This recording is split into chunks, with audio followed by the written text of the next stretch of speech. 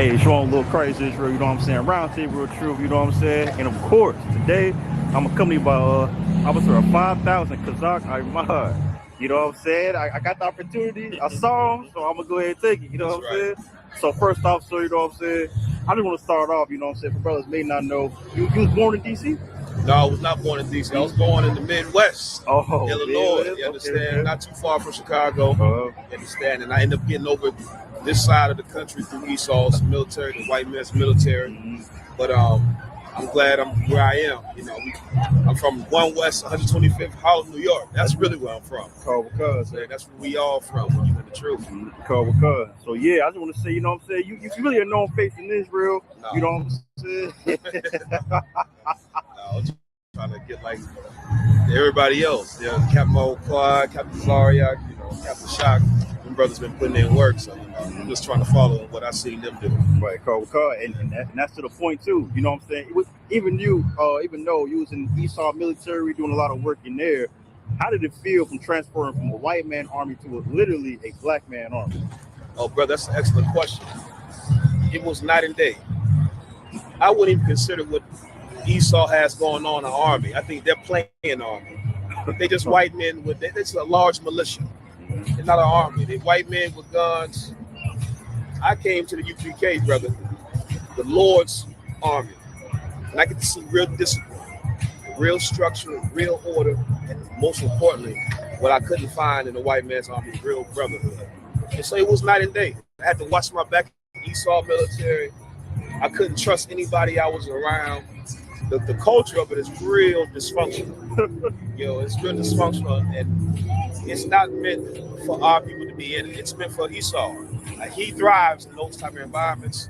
Black and Hispanic men, we too sincere and too loyal to be in that toxic environment like that. We should be in the Lord's army where, you know, you're not going to get taken advantage of and looked at as weak because you have loyalty and brotherhood. So it's a night and day thing. What you're saying, sir, is so heavy because in the white man's military, you got these little groups. They do weird stuff like fraternities. Yeah, exactly like fraternities, sir. So you got to shave your beard. Yeah. You got to do these little things. You know what I'm saying? They have an intercourse with all women in the barracks and all that. Yes, they are. And then it brought to my mind is the UPK.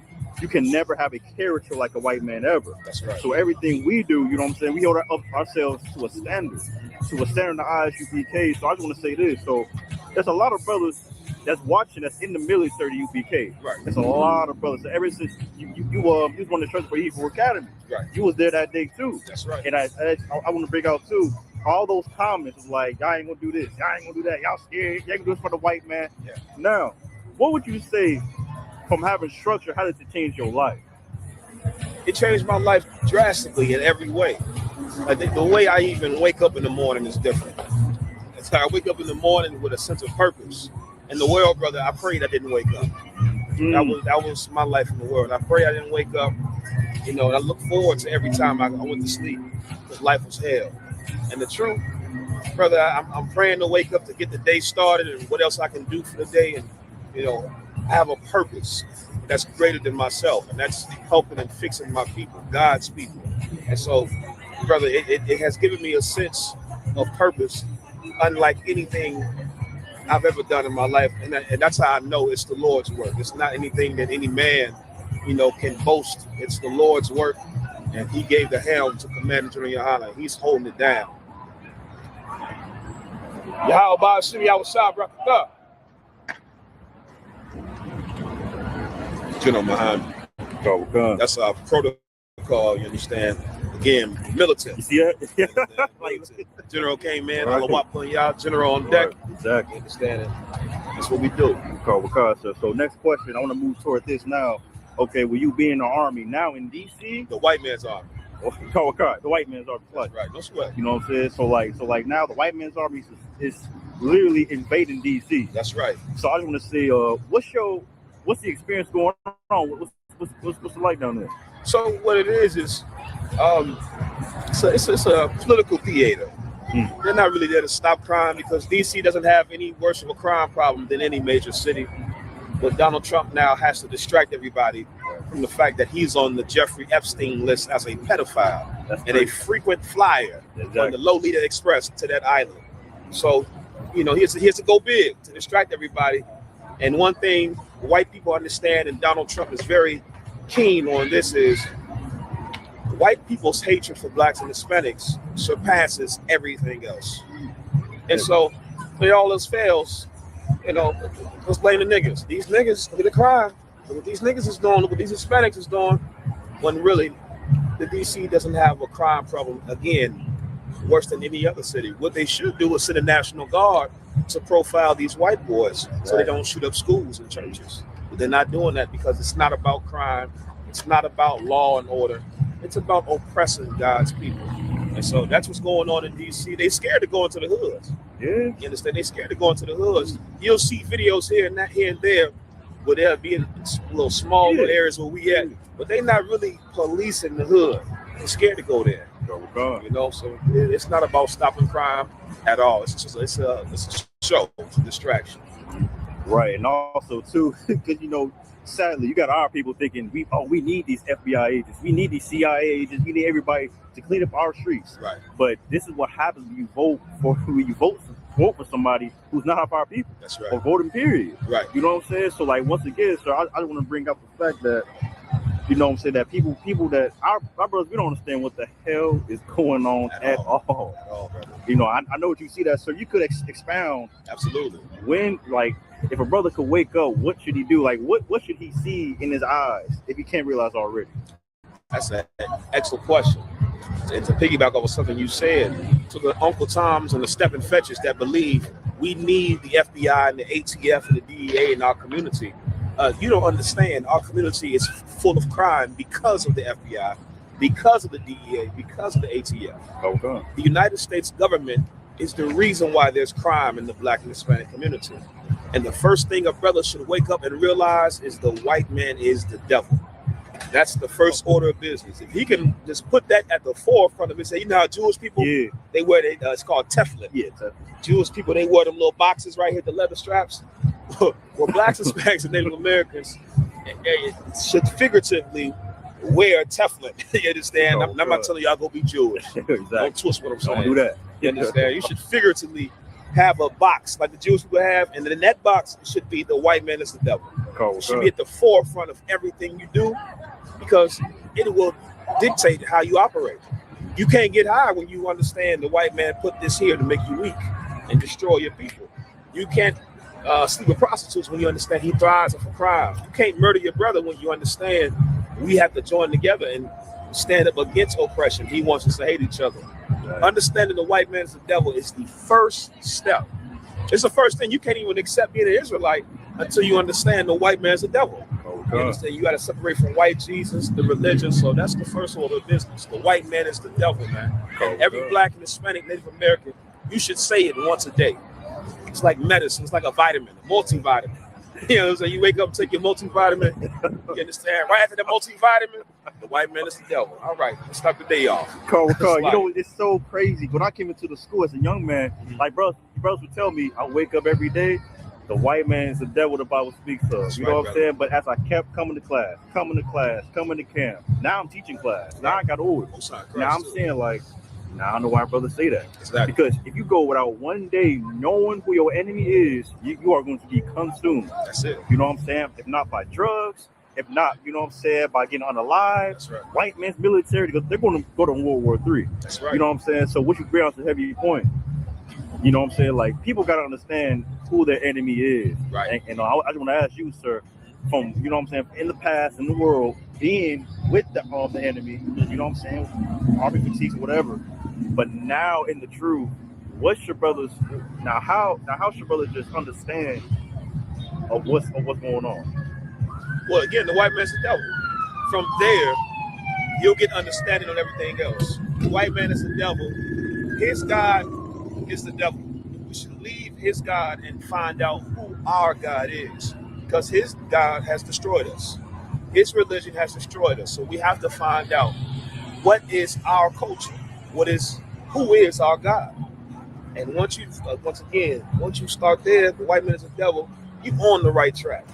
But you cannot start that path by trying to skip over the white man is the devil. You're going to end up in the wrong destination. Exactly. The first stepping stone to the right path is the white man is the devil. It's like once you step on that one, it's like, all right, Now you I can see where I'm going now. You know what Now I'm saying? I you can see. see.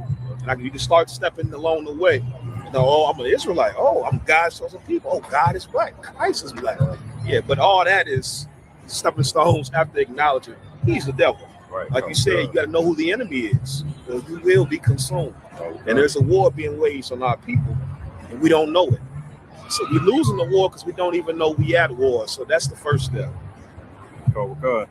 So it's so heavy right now. Timmy, quick interview, you know what I'm saying? We at New York City right now. That's right. Ahmad. I got a little snippet. I'm gonna see this brother again, man. That's right. I'm gonna go a little bit deeper too. And if I may too, big shout out to Captain Zariak, Captain Sakar, Captain Shamawa Allah, Captain Katazar. That's right. You understand? The whole New York squad, all the officers, the troopers, the sisters. You understand? It's a beautiful thing we got going on out here, man. It's a beautiful thing where we can come together and there's no fighting, no arguing. You know, your woman ain't being raped, your children ain't being molested, ain't no shootings or stabbings. Like, this is the kingdom of heaven. It's a glimpse into what we are capable of and what we are going to build for our king to come rule over. So big shout out to Commander General Hana, of course, above all, because that brother held the truth down while we were out in the world. Exactly. You know what I'm saying? He held it down, and being in the truth now, man, I understand that's not a small thing to be here and watch your people suffer. And you still got to do the work. He did it, and now we here. We're going to keep doing it, what he did and what he is doing to bring more of our people in. So, man, big shout out to the UPK. You understand? Big shout out to you. You're doing an excellent thing out there in the Midwest, I trust you, Chicago, Gary. You understand? You're doing an excellent thing. Okay. Shout out to you, Captain Hamaquad. Right. Understand? Damn right, sir.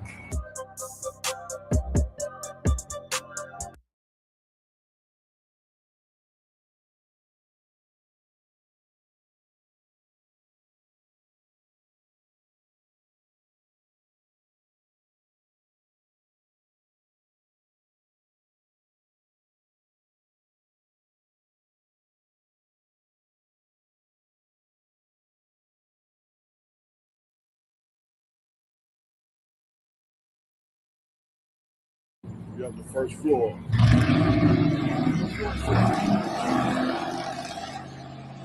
Historical spot right here, man.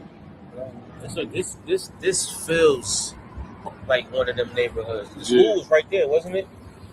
Nah, but schools, look, where's that now? Okay, I remember he said he used to teach right here. On General High School, he used to teach right here on 46. Yeah, I wasn't up here yet. We used to go right here, just look. I don't know if that's a Chinese spot. We used to get the little beers right there. You know what I'm saying? Yeah, man. Got a beer can. Right, yeah. Dollar beers. We used to get goddamn the joints come in the silver can. 211. The 211. Yeah, Nice. Watch your back. Stay in reserve. Kept Shapar Watch still your back. drinking Jones? Kept Shapar still on them. Oh, do he? Yeah, he had his drinking. He had his drinking 211s right there. Yeah, that's a rough. We used to sit out here, you know what I mean, mingle with the cats, you know, the drunk alcoholics and shit. You know what I mean? So when we went down Kensington, like they cleared that up recently. There's a new mayor in Philly named Sherelle Parker. Okay. I call her Sharizzo. Okay. Yeah, another mayor in Philly named Rizzo. Okay. Rizzo? Yeah, I remember. Yeah, so she just like that. So we went down Kensington. Yeah. They actually literally came in there with dump trucks, blocked everything off, kicked everybody out the block. And they took everybody's stuff, threw it in the truck. Yeah. Trash truck. So it's They crazy. still look jammed up over there though. That's the thing. But they remember, like, when you homeless, you don't got nothing. So all Right. you got is what you got. Right. So they took whatever somebody had, threw it in the dump truck. You Dang. know what I'm saying? And it's bad because now what they did was they took the street and moved everybody off the main street. Okay. So now they in the little blocks. Okay. You know what I'm saying? And that's really like that's So what are they hooked on over there? Heroin?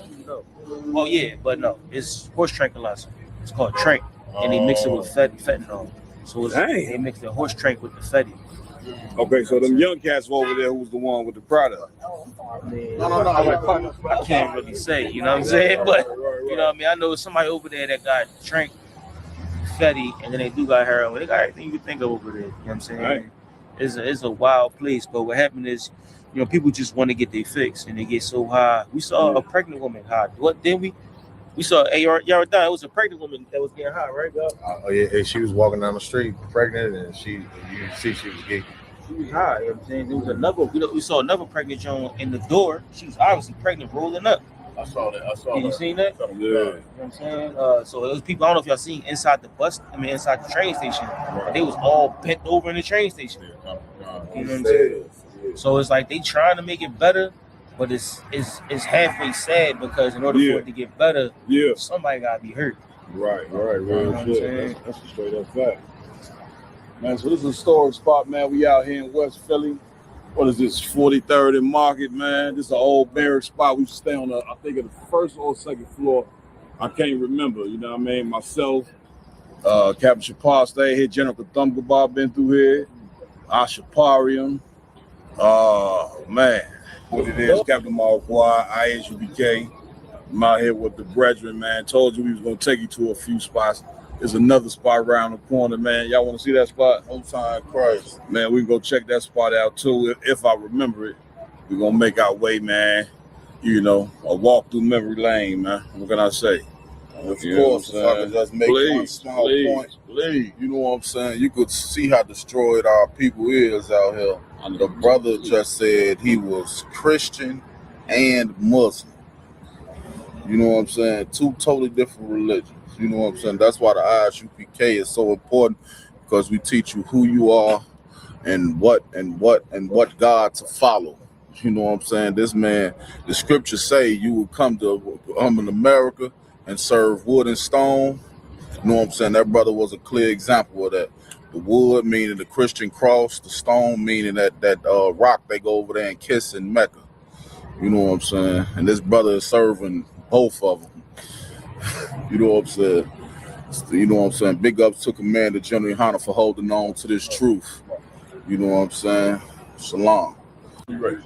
So this right here, Akim, is the first spot I came and stayed at in Philly. Brother named Haquania let me live here, right here, in this house. This is his crib right here. You see that corner store over at the end? I used to walk to that motherfucker every day. Every day I used to walk to that corner store right there, get me one of them cold cuss out I was telling y'all about. Yeah, the Hoagies. You know he gonna correct you. Yeah, but this is the first spot I ever stayed at in Philly right here, brother named Quania. Actually, me and the Captain McCod stayed here together, man. Oh wow. Yeah. Both sides of the Yeah, it was some little brown skin joint bad thing used to walk past here every day. I'll be sitting right there, seeing, I'll go right on. Came to swim my G, but yeah, man, this is a historic spot right here, man. Right. Big shout out to the brother Quania, you know what I'm saying, as well. Up church across the street. Yes, sir. This was it. You know what I'm saying? Oh, wow, you had a church right across the street. Huh? You had a church right across the street. Exactly. Yeah, no doubt, man. So Cap, out of all the berries, which one was your favorite in particular? Man, all of them had a special meaning, man. You know what I'm saying? Because at the end of the day, I was down here. You know what I'm saying? I'm not from Philly, and these brothers allowed me to come in their home. Made me feel at home. You know what I'm saying? I was able to come do the work of the Lord. I was never really pressed to get no slavery. So basically, I did the work of the Lord, and you had brothers like Aquania, of course, I let me go rank order, Jenny and Hannah, you know what I'm saying, with the barracks. Aquania let me stay here. And I mean, you know, even the brother that passed, I stayed at his crib a lot. Abaria. Brother, you know what I'm saying? He no longer here with us. Big shout out to Abaria. But I used to stay at Abaria's crib, wherever I could lay. You know, during that time, man, wherever you can, you know, get you a pillow on the floor, man, you was good to go. You know what I'm saying? And so it's very monumental for me because of how far the truth then came. You see what I'm saying? Go ahead now. What brought you to Philly? Man. Well, I just wanted to sit up under the men who were doing it. You know, it's one thing to sit and watch the brothers from video on YouTube, but it's another thing to want to be with the brothers. You know what I'm saying? I wanted to be with the brothers. And I knew that I would learn fast about being here. So what happened was I got fired from my slavery, and I really couldn't pay the rent where I was staying. At that time, I was renting out a room. I couldn't afford it. So I said, man, I ain't shit. I think my best bet is to move up here. Called General Muhammad. He was like, let me make a call, hit you right back. The rest was history. So you hop in the bus, I think I took the Greyhound, or either the train. $100 in a duffel bag. Yeah, but the $100 in a duffel bag, the $100 in a duffel bag, that was me moving back to Chicago. Oh, This was coming here was a whole nother thing. You know what I'm saying? All right, so Cap, so you come here, Yeah. and how you know you had what you needed enough to return back to Chicago? That third year, I'm gonna tell you. You know what I'm saying? That's a rough one. The third year, I started feeling homesick. You know what I'm saying? I've been here a couple of years, been to a million camps. You know what I'm saying? Got raised up, or whatever the case may be. Big shout out to Commander Jenny Hanna, or whatever the case may be. Got raised up. It started with me being homesick and wanting to go back and see my kids. You see what I'm saying? And so that started there. Then I was just ready, man. I graduated Hebrew Academy. It was time to get it on. Cap, so you telling me you was here for 3 years and your kids was in Chicago? Yeah. How old were they? They were kids or they was? Oh man, when I left, they was, I want to say 2, maybe 5. Jeepers creepers. Yeah, 2 or 5 years old. When I got back, they was about 8. Son's about 8. My daughter's about 5. Yeah, well, That's heavy. real talk. Like, a lot of people don't understand what it's like. You just leave to go do something. You know what Yeah. I'm saying? You really went on a mission. Oh yeah, You know what I'm saying? That's Yeah. something to me. That's biblical. yeah. But you know what? Them was some long, hard days. I ain't gonna tell nobody moving up here and not seeing your kids is easy. I understand. You see what I'm saying? But she wasn't letting me see them nowhere at the time. That was another reason. Wouldn't pick up the phone. I'm like, man, I ain't got time for that shit. I might as well come up here and do the work of the Lord. So you felt like you hit a dead end. There was really nothing for you but to go this way. I got fired from my job. She really wouldn't let me see the kids. So I'm like, you know, I might as well come up here and get it on. So pretty That's much what I did. the Lord was closing all the doors in Chicago and then opening Yeah. the ones out here in That's Philly. that's the best way to put it. It was almost like I was forced. You know what I'm saying? You know that ain't no. You know it's in your mind, but you know the Lord direct everything. You see what I'm saying? But the main thing when I got here, brother, the brotherhood that I was shown. Soon as I touched soil here, the brotherhood that I shown was second to none. For sure. You see what I'm saying? It's heavy. Like same thing with Paul. Paul was trying to go up into Constantinople. They pushed him right into Greece. Saying Right. we got the Greece. Yeah. Everything took off. You know what I'm saying? Yeah, So that's it. That's it, man. So, man, it was definitely, man. So many memories being back in Philly, man. Just even being here, you know, was the start of my journey. To me, damn near in the truth. You know what I'm saying? I used to, brother had a couch in there. You know what I'm saying? I used to sleep on, and it was real. yeah, when you get back to Chicago, because you know now we see the fruit. Yeah, You know what I'm saying? But when you left Philly, Yeah. you had $100 in a duffel bag. yeah, So now you touch down in Chicago, yeah, and it's you versus the city. yeah, yeah. You know what I'm saying? Brother, you talk now. He trying to stir some shit up. Doc TV. Hey, I got about Doc TV. Man, you know what? When I got back, brother, I got on the phone with a cat in the world who I know who he had looked out for me before. I asked him could I stay at his crib, come stay at his crib, and he allowed me. Slept in the back room.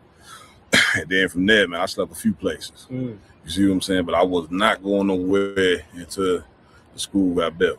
You see what I'm saying? But for sure, it was definitely a rough start. You know, I thought I was gonna go back. You know, I done got raised up to 5,000. You know how it is. Part of that nigga get a little rank, he think he owns something. But brother, when I got back, brother, it was humbling season. Right. Because it took me a minute to get on my feet. You know what I'm saying? And I don't like to indulge this, but I will. I went homeless for a little bit. You know what I mean? I ain't let the generals them know. But yeah, you know, I went homeless for a little bit. You know what I'm saying? Do what I had to do though. You know what I'm saying? Shit. And, So, yeah, all the dark spots, you know what I'm saying? That's what make you who you are. most You know times, what I'm saying? That's the character. damn right. You know what I'm saying? Yeah, And all the right. brothers that's around you, they all got the same spirit. They all got the same. That's why you said, Yeah. don't be washing your legs. You know what I'm saying? Back there washing your legs. You know what I'm saying? But really, that's the character. You know what I'm saying? Yeah, like yeah. sometimes you just gotta get what's important. That's Keep it. it moving. That's it. You know what That's I'm it. Damn right. Damn right. It's a liquor store. We used to, man, Juanilla, we used to walk because the bottom ain't too far from that. This is the bottom. This is the bottom. Right. But when you go over here, you really see The bottom. the bottom. We used to, this liquor store we used to go to. And one day the brother went and got me some shit in an orange can. called, I think it was Mad Dog or something. They had a dog on the can, and it was orange. Was it it a was glass bottle? No, it was a beer. Yeah. It came in a beer can, right? Brother, I drunk that shit, and I thought I was gonna die that night. It was probably the IPA, the raging. I think might. I don't know. Might have been the. It was some dog on. I ain't gonna never forget. I drunk that shit, smacked it. I drunk it too fast. Number one, and I was sitting in this man's crib. I was thinking I was about to. I thought it was over. You know what I'm saying? I never forgot. I thought that shit was over. Oh God, you know what I mean? But yeah, man. Real talk. Memory lane, Cap. Memory lane for sure. You know what I mean? It's definitely refreshing to come back, man, and visit all the spots where brother lived and all that. You know what I'm saying? You know, it just mean a lot. You know what I'm saying? So We're about to go back to the school. let's do it. You know what I'm saying? So if I could, sir, Please. you know what I mean? It's probably been a minute since you seen or been to the school. I Yeah. know when you was there, it was upstairs. Right. You know what I'm Downstairs saying? now. So now, can you tell us what it was like? Like you got to the school, you get to Philly. You know Yeah. what I'm saying? You walking up them steps. Yeah. You tell me, can you put me in your mind walking up them steps? You know what? When I first moved here, because I only seen the brothers on YouTube, It was from the TV. right? So being around these cats, I wasn't just in awe. You ever seen like a person when they see NBA players, something they first meet, or a rapper? I was like that with the generals and even the captains and the brothers who outranked me at that time because I seen them on YouTube. So I was just in awe and everything. So walking into the school, brother, that was like walking in heaven in that joint. You see what I'm saying? Sitting in the class and all that. So yeah, that was a good thing, man. You know what I mean? Getting back there. So now you're gonna come back and Yeah. you're gonna see so many years later. You know what I'm saying? You're gonna for see, sure. you know what I mean? Like you was there from when it was a baby. That's it. You know what I'm saying? That's And it. now you're gonna see the babies there. That's it. You know what I'm saying? You know what's crazy? We used to walk, brother, from here to the school It's on 69th foot, Street. on foot. Yeah, we used to walk up Market. We'd get right here and go up Market and walk over. And you know that shit ain't close. 29 blocks. Yeah, It's 30 blocks. yeah. That's how we stayed in shape. Me and the brother would walk there and walk back. Mm. And I remember walking. There's so many goddamn cats in Philly. It's like 1 million cats in this, you know, up and down Market. You know what I'm saying? So yeah. If we can, let's ride up Market to the school. If you don't mind. To the school. All right, let's go. The spot where Jenna Hodge used to do the Let a Hebrew Speak. That's the name of his radio show in the morning, right? This is where he used to have it at before he started doing it at the school. Y'all seen where we just came from?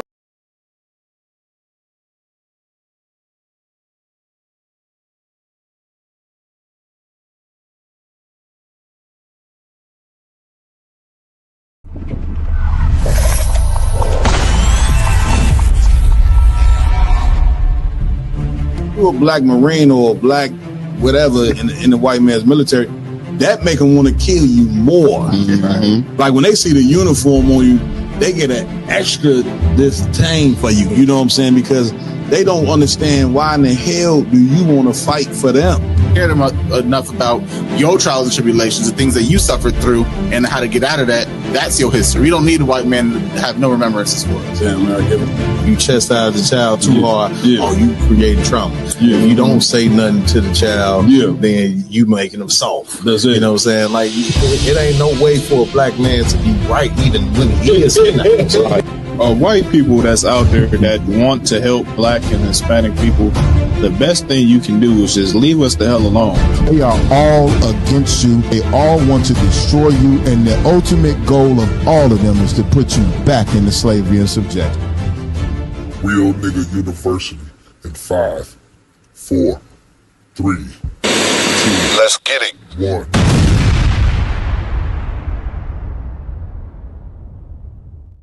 Let me know.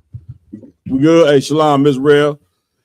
ISUBK Roundtable of Truth, man. We back for another episode, man. Y'all know how we do it every Friday night, 8 p.m. Central, really 8:30, you know what I'm saying? But we on CP time, of course, you know what I mean? Try to correct that every weekend. We're going to get it right.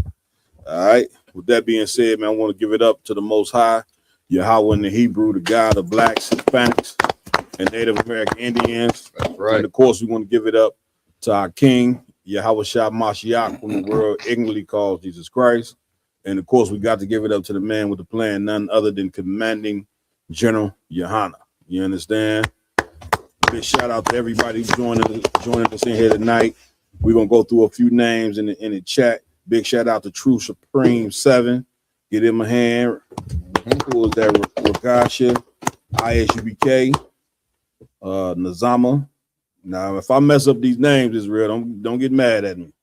You understand? Who was that name up there right at the top? Go ahead. Is that Maya Na? Manaya Ma. Big shout out to Manaya Ma as well for joining us in here tonight. And many more. Please tap your name in the chat. Let us know you in here with us tonight. We're gonna shout you out. You know what I'm saying, to the best of our ability. Right. With that being said, I want to give it up to my amazing host that rock it out with me every week. To my right, we got Officer Lamak Yala in the building, doing what he do. He got the stories prepared. He got them in order. That's what he do. He chefs them on up. Yeah. Also, man, we want to give it up to Officer 5000 in here with us tonight. Officer Iwalam Gabar in the building. And also joining us in here tonight, filling in for Officer Yaradan. He's on injured reserve tonight. You know what I'm saying? Filling in for him. We got Officer a warrior. You understand? Mighty man in the work of the Lord. He got us in here with Bigo. Bigo live is in here with us tonight. We're gonna try our best not to get kicked off Bigo. You know what I'm saying? Is it gonna happen? We'll see. No, I don't know. Also, in here with us tonight, doing what he do every week. We got Officer Mayad in the building. You understand? Technical team doing what they do, working real hard, making sure that this show runs smooth. We got Officer Arumawan in the building. Right. Right next to him, his right-hand man doing on the ones and twos. We got Officer Ra'ash Karab doing his goddamn job. That's what I'm right. Doing what he do. Also in here tonight, we got Officer 1000 Mariah Yala in the building. You understand? And you know how we do it. So what's new on the earth, Rock? You talk to me, man. Man, Cap, there's been a lot going on. You got false idols, Christmas, Santa Claus, the UPK taking over their internet. Man, big shout out to the IS, the entire ISUPK taking over the internet. The way that we doing this thing. I mean, come on, man. This is the Lord. You know, it's the Most High. You know what I'm saying? It's time. It's time for our people to be awakened. You know what I mean? And the Lord said in the Bible that our teachers shall not be removed into the corner anymore. So what you saying is heavy. Go ahead. Come on, sir. You know, big shout out Captain Zariak, Captain Katazar. They went on that devil show. You know his name? I forgot his name. I can't remember the Matib, I think his name like Matib or whatever. Okay. Went on there, destroyed them two Christian, whatever they is. You know what I mean? I think they had like 1 million views right now. Yeah. Pushing the truth out there. You know, brothers like Tabawan, Gadayawan, Kazak Ahmad. Damn right.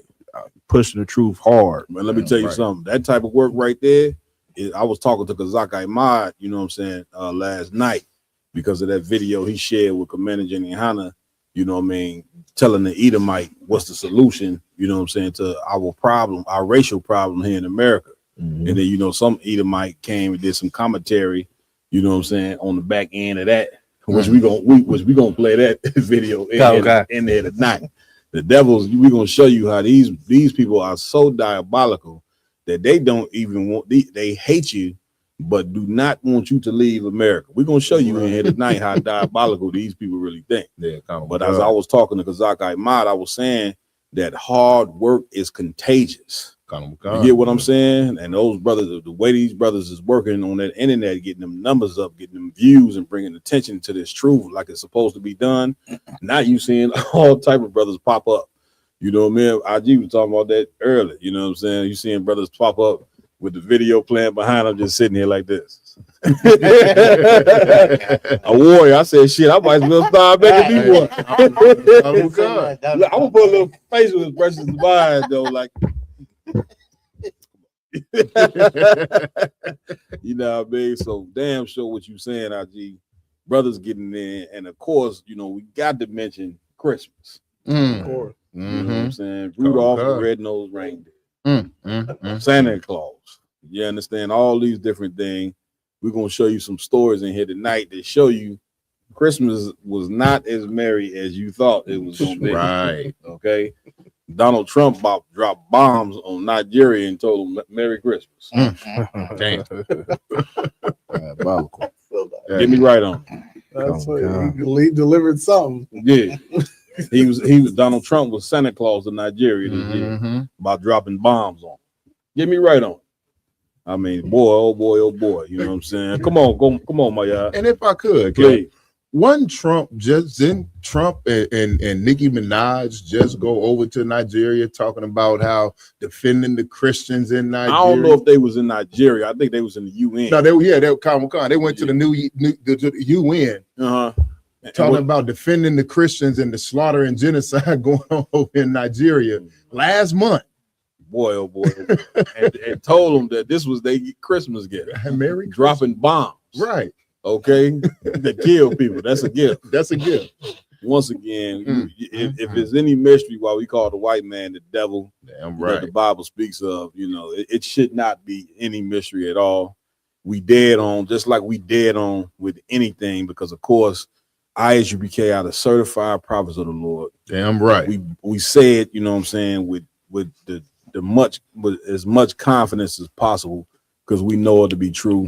This truth has been tried and tested since 1969, right? And we don't take no L's ever on the street, debates, nothing. And when you got something like that, the only conclusion that you can come to is that this is the truth. That's right. All right. Where we going, Lamont?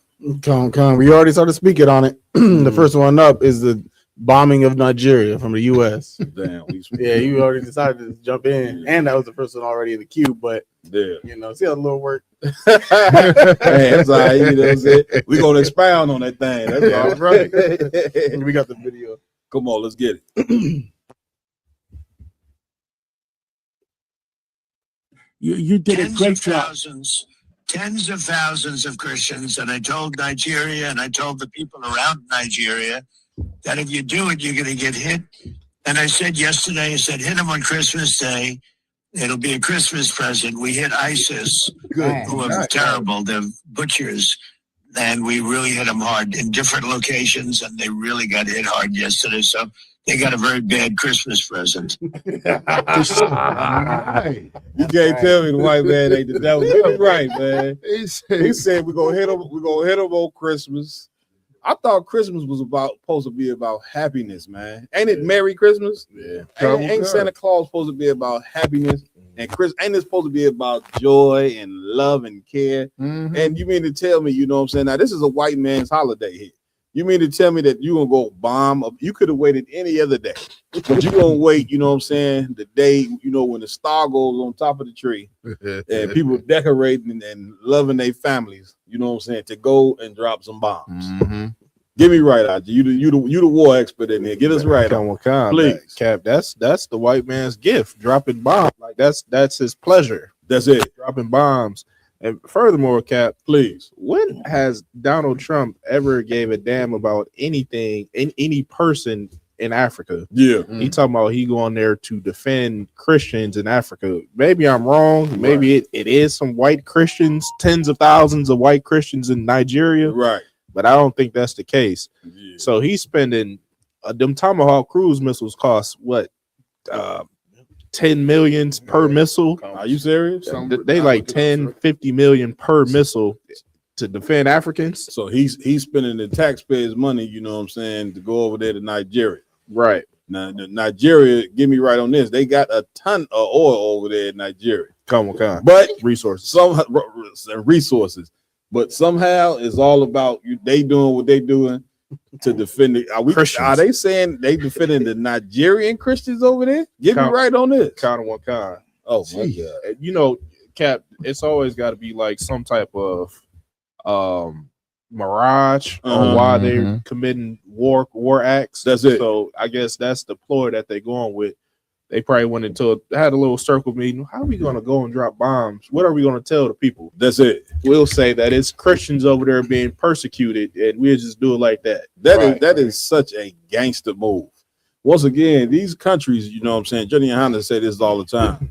These countries are like the mob. You know how it's different Italian mobs? You know what I'm saying? Well, America represents one mob, Russia another, China another. You know what I'm saying? And the rest of these countries, they all like mobsters and move like gangsters.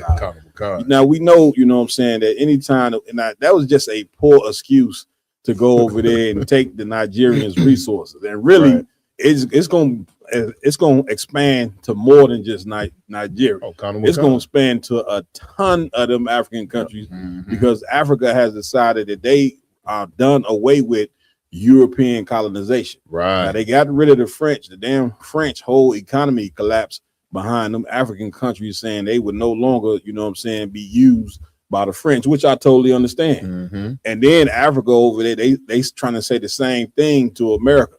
However, America is not the French. Okay. You tell them, you know what I'm saying, that you no longer gonna be they BITCH. They sending battleships, you know what I'm saying, to put you back in your place on Christmas Day. Right. You cannot get no more diabolical than that.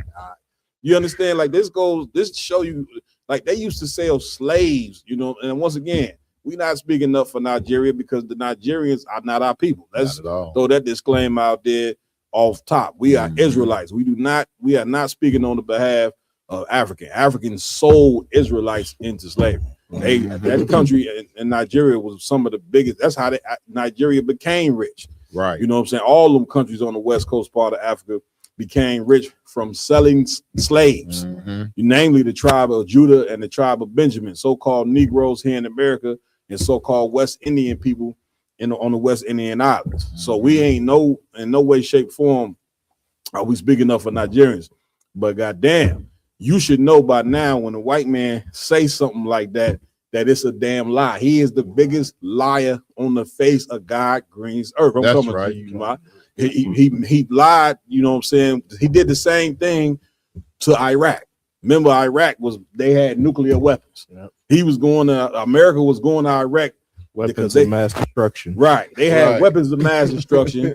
You know what I'm saying? They killed Saddam Hussein, you know what I'm saying? Unalived him, you know what I'm saying? Went over there and they ain't have not one nuclear weapon at all. Not one. And really what it was just a ploy to take control of Iraq's oil. That's it. You get my point? This is what they do. Your country, you know what I'm saying, that you put your hand over your heart and salute every day and at the beginning of school and all that, is a country full of gangsters, thieves, murderers, and every disgusting, vile thing that you could think about a human being. This is what that flag represents. That's right. And so this right here just aligns with what they have always been. The white man can't be nothing but what he is. You can't change him. I know you Christians think in your poor little heart, all your praying, you know what I'm saying, that you do, you think that you can change this man. You know what I'm saying? And it'll never happen in a million goddamn years.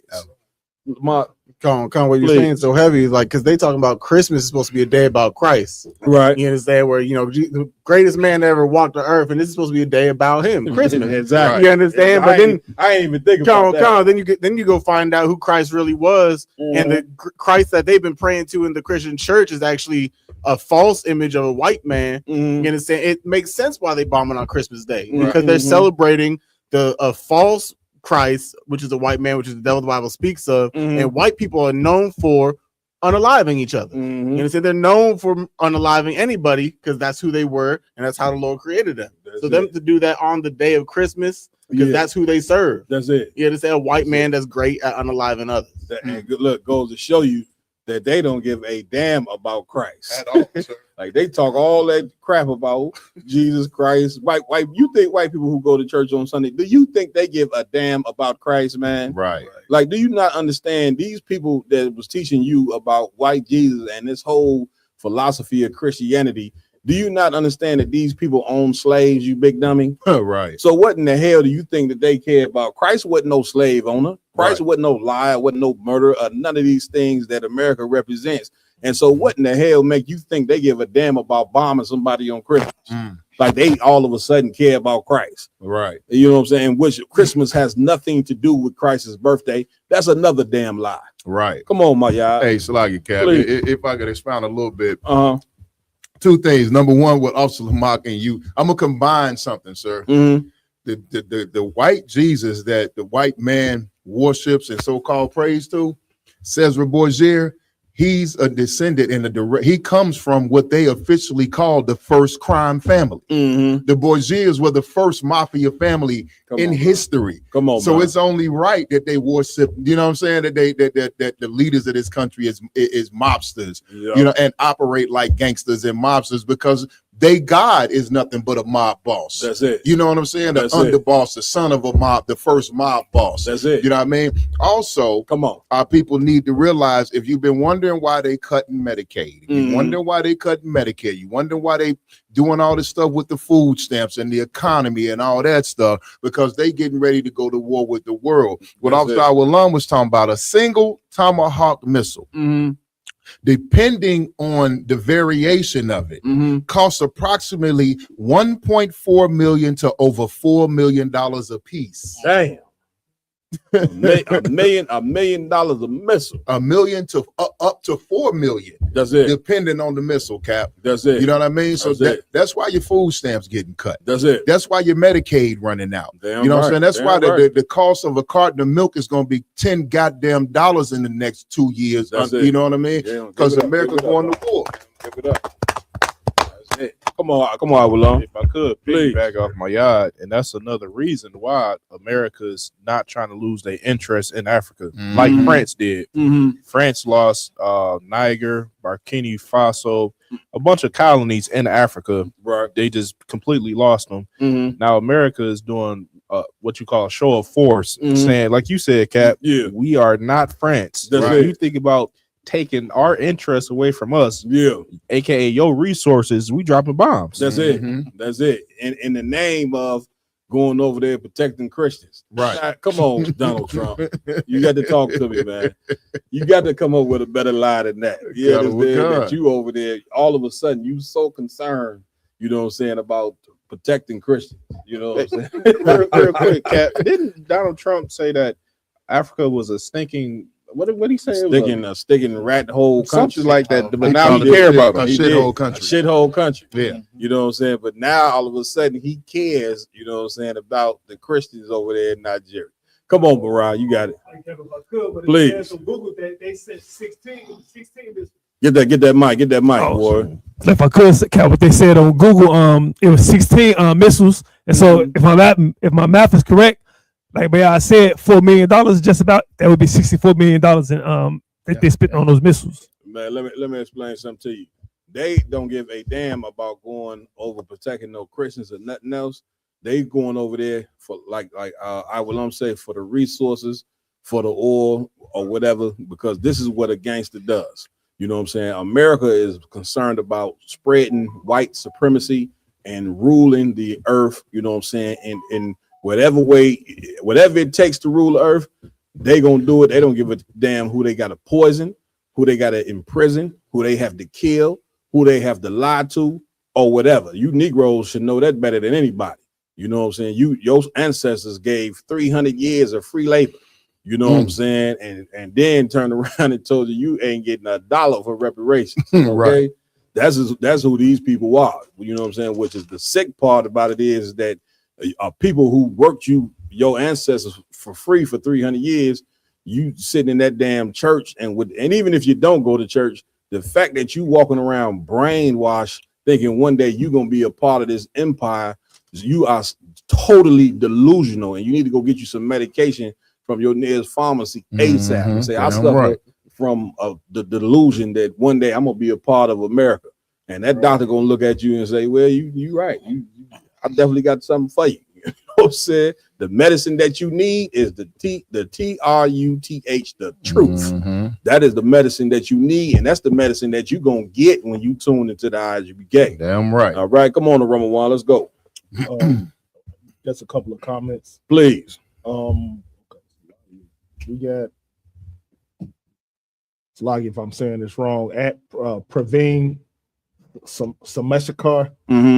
He's saying that you think this is a distraction, basically saying that do we think it's a distraction from the Epstein files of what's going on with that, because it just because of the similarity between the time of that coming out and you know, of course, this hit on Nigeria. Yeah, I mean, I definitely wouldn't put it past it.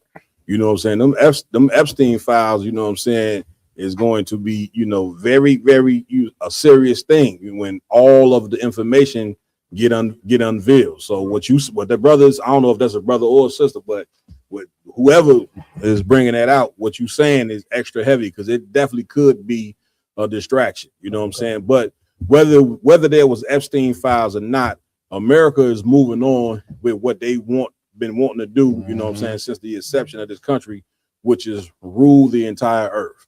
Remember, the Bible, according to the scriptures, which we have full understanding of, the white man wants to replace God with himself. You know what I'm saying? He wants you to look at him with a God complex or whatever, and he's done a great job of doing such or whatever. However, when you learn the truth, you understand that all we have to do, you know what I'm saying, is separate our minds from this empire, you know what I'm saying, and get on board with the Most High. Now, what getting on board with the Most High means is not getting on your knees in the closet praying or none of that garbage that you Christians do. You can't get closer to God by talking about God every day. Right. Or every 10 words out your mouth is about God. That ain't how you get close to the Most High. You get close to the Most High by coming to class and by going to the priest and learning what laws, statutes, and commandments you should keep. You're supposed to be learning what nationality are you? Are you the 12 tribes or are you not? You know what I'm saying? What morals are we supposed to be keeping? What wisdom should a man have? What wisdom should a woman have? How do we keep black family and brown families together? How do we keep our sons out of prison? How do we stop our sons and daughters from being number one with AIDS? How do we stop our elders from dying at a high rate of cancer? Right. All these different things. This is what you're supposed to be trying to find out. You see what I'm saying? Not all this silly talk, you know what I'm saying, that you think you getting closer to God. You ain't getting closer to God by sitting there sinning every goddamn day. You know what I'm saying? A lot of y'all think y'all got closer to God by putting up a damn tree. You know what I'm saying? When what in the hell does a tree have to do, you know what I'm saying, with God or talking about Christ's birthday? None of these things are none. Let me tell you something. Don't ever listen to a Christian at all as it pertains to the Bible. Right. I mean, nothing.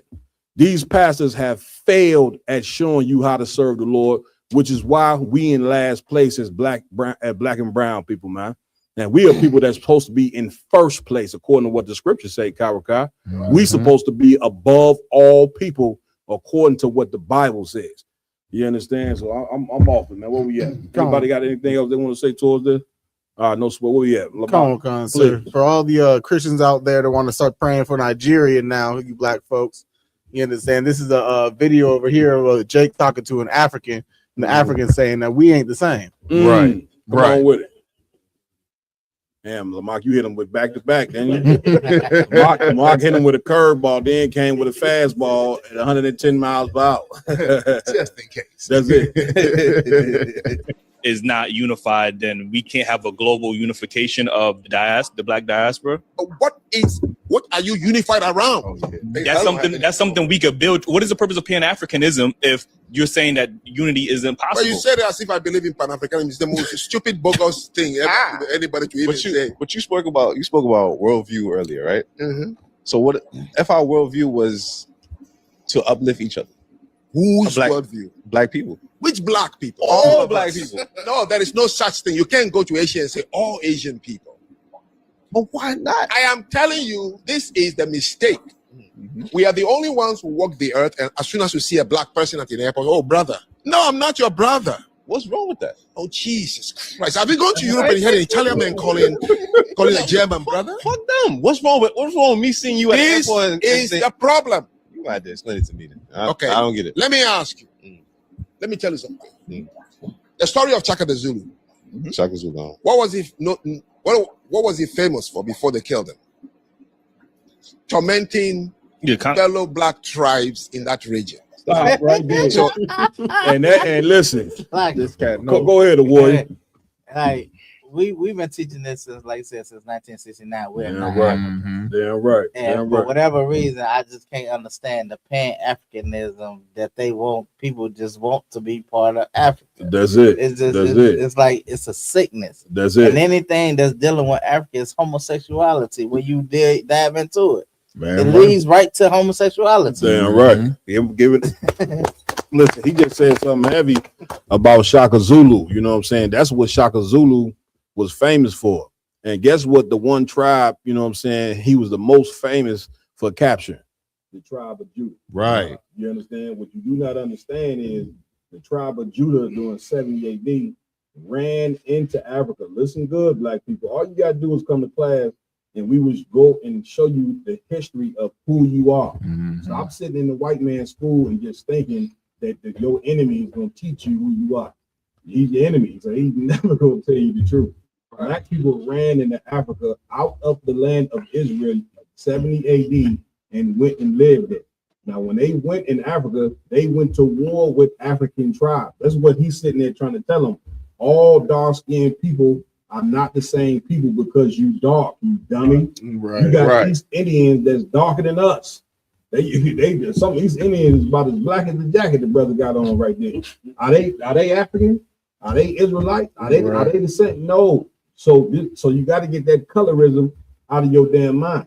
If you look at the movie about Shaka Zulu back in the day, it showed it was a scene where the white dude was talking to him and asked him who was these people in shackles, and Shaka Zulu told him that these was the wandering Jew of Israel. Right. This is what he said. Those was your people that Shaka Zulu, you know what I'm saying, had in a damn chain. Meanwhile, because you don't know who you are, and the blame goes to the white man for cutting you off of your history. You know what I'm saying? So you don't know that you the Israelite. You don't know who you have no clue. You see what I'm saying? And that is right there is a crime in it goddamn self, because here we are in 2025 scrambling, you know what I'm saying, and trying to figure out who we are. We going to ancestry.com. We getting ancestry.com, Rich.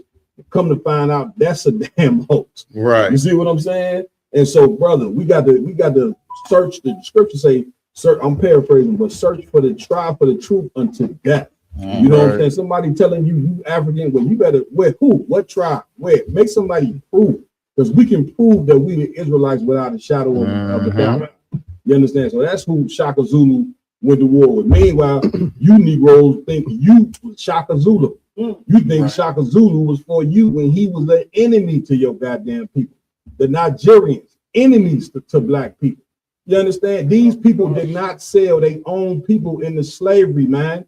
Like, how damn dumb and stupid can we be? You gonna be dumb for 400 goddamn years to think that they sold their own mothers and fathers in that, and somebody come tell you that these ain't your own people? Like, this is the African trying to explain to him that you and I are not the same people. You get what I'm saying? And them Nigerians, trust me, brother, they know. I had a Nigerian at my slavery 15 years ago. A Nigerian woman told me not only did she know that her and I was not the same people, but she also told me she knew that we was the Israelites. Brother, I damn near fell out. I had just came into the truth. Even though I had just came into the truth, been taught and believed, it was still amazing, sent a chill through my body that this Nigerian woman knew that black people in America was the real goddamn Jew. And this is why the Lord say the truth shall set you free, because once you take hold of your nationality, then, brothers and sisters, we going to get fixed. We're going to be able to fix all these problems that we have as a people. But until we take a hold and grasp of our nationality and try to be everything but the Israelites, brother, ain't nothing we gonna do gonna ever work. That's right. It's never ever gonna work. I'm right. I was gonna say, like, black people always want to affiliate themselves with Africa only when it comes down to the good things or the greatness of the so-called continent. Right. You understand? When we say, oh yeah, they have their own billions, look at what Dubai or whatever the case may be over there, or whatever places that are great infrastructures and stuff. We want to affiliate ourselves with that greatness of Africa, but you don't want to go over to like the Ikbus where they get urinated on the head by animals, get all the rings on their necks and stuff like that. Like, you can't, if you're gonna be African, you got to take all the things of being an African. You can't just cherry pick all the greatness about it and say, well, that's not me. I wouldn't do that. Right. If you're African, yes, you would. You understand? So it's either you're going to be a disgusting African alongside the rest of them, or you're going to be a righteous Israelite like the Lord ordained you to be. You don't have a choice. Right, sir. Hey, Cap. And the heavy part is that the Africa the Pan-Africanness, the fundamental Black African move with all these cats who go back to Africa. We need to go home to the motherland, and this is where we gonna be at peace, and it's gonna be a black. The Africa that they fantasize about does not and never has existed. There is no.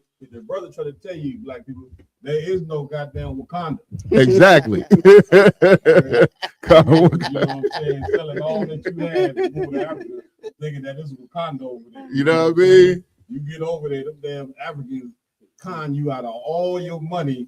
Then you sitting up left over there broke. You know what I'm saying? Getting chased by bubble bees about as big as this goddamn phone, about as big as this cup. I'm gonna be taking your ass to the jungles of Africa. Hey, go. Like it's about time for our people. Got so many fantasies, Cap. You know what I'm saying? That whole Africa is it's a mental escapism. You know what I mean? You fantasizing about being in Africa and going to Africa, and this is being the best place on earth for you, so you don't have to deal with our problems in America. If you fantasizing about Africa, you cannot concentrate on fixing Inglewood. You know what I'm saying? Give it up.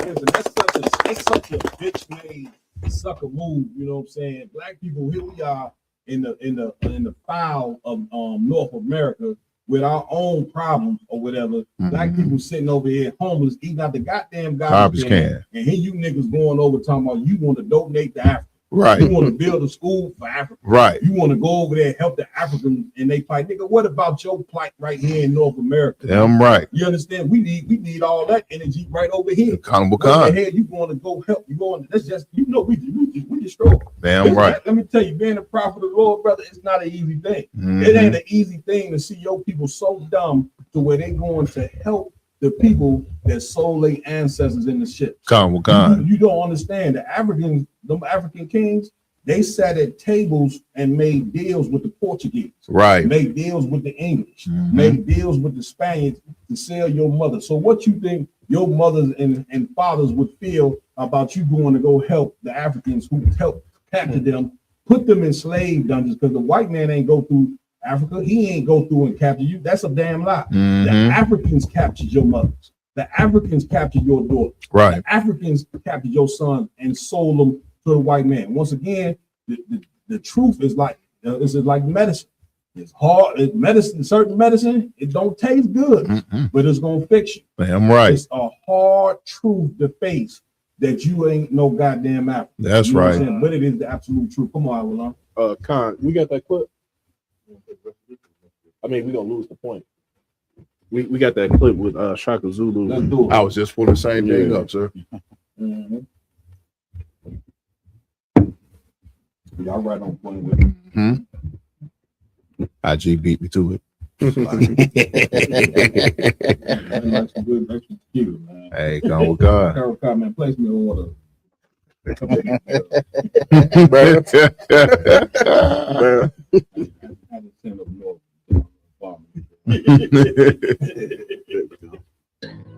Going straight into the arms of the white slave traders and the British troops on the borders of the Cape Colony. In a way, Lieutenant, they are the ultimate victims of recent history. If you'll favor my comparison, they are the wandering Jews of Africa. Yeah. Fleeing the Pharaoh Shaka into the Babylonian captivity of slavery. Ben, if this empire is quite vast, and I'm told that it is, then the Pharaoh must be giving his people something in return for their fidelity, or they'd all be wandering. Have you read Faust, Lieutenant? You could drop it right there. Go ahead, ID. You want to say something on it? Yeah, Cap. I mean, that just goes to show. I mean, the white man knows exactly what happened in history, who was taken for the continent of Africa. He said it out of his own mouth. These are the wandering Jews of Africa, showing a distinction between us and these Hamites, which the damn Hamite was trying to tell to Jake, but he just can't understand it. That's it. You know what I'm saying? And the term wandering means you're traveling from place to place. You don't have a home. So Right. you wander. You understand? Once the Romans put an end, you know what I'm saying, to our empire, you know what I'm saying, in Jerusalem, and we fled in an diaspora. Now we going through a whole continent, going from place to place. Learn history, man. This ain't hard. All you got to do is get in the class. All you got to do is go to isupk.com and find the nearest class, you know what I'm saying, in your city and get in class so you can learn the truth. Damn Let's right. finish playing the rest of this, you know what I'm saying, please.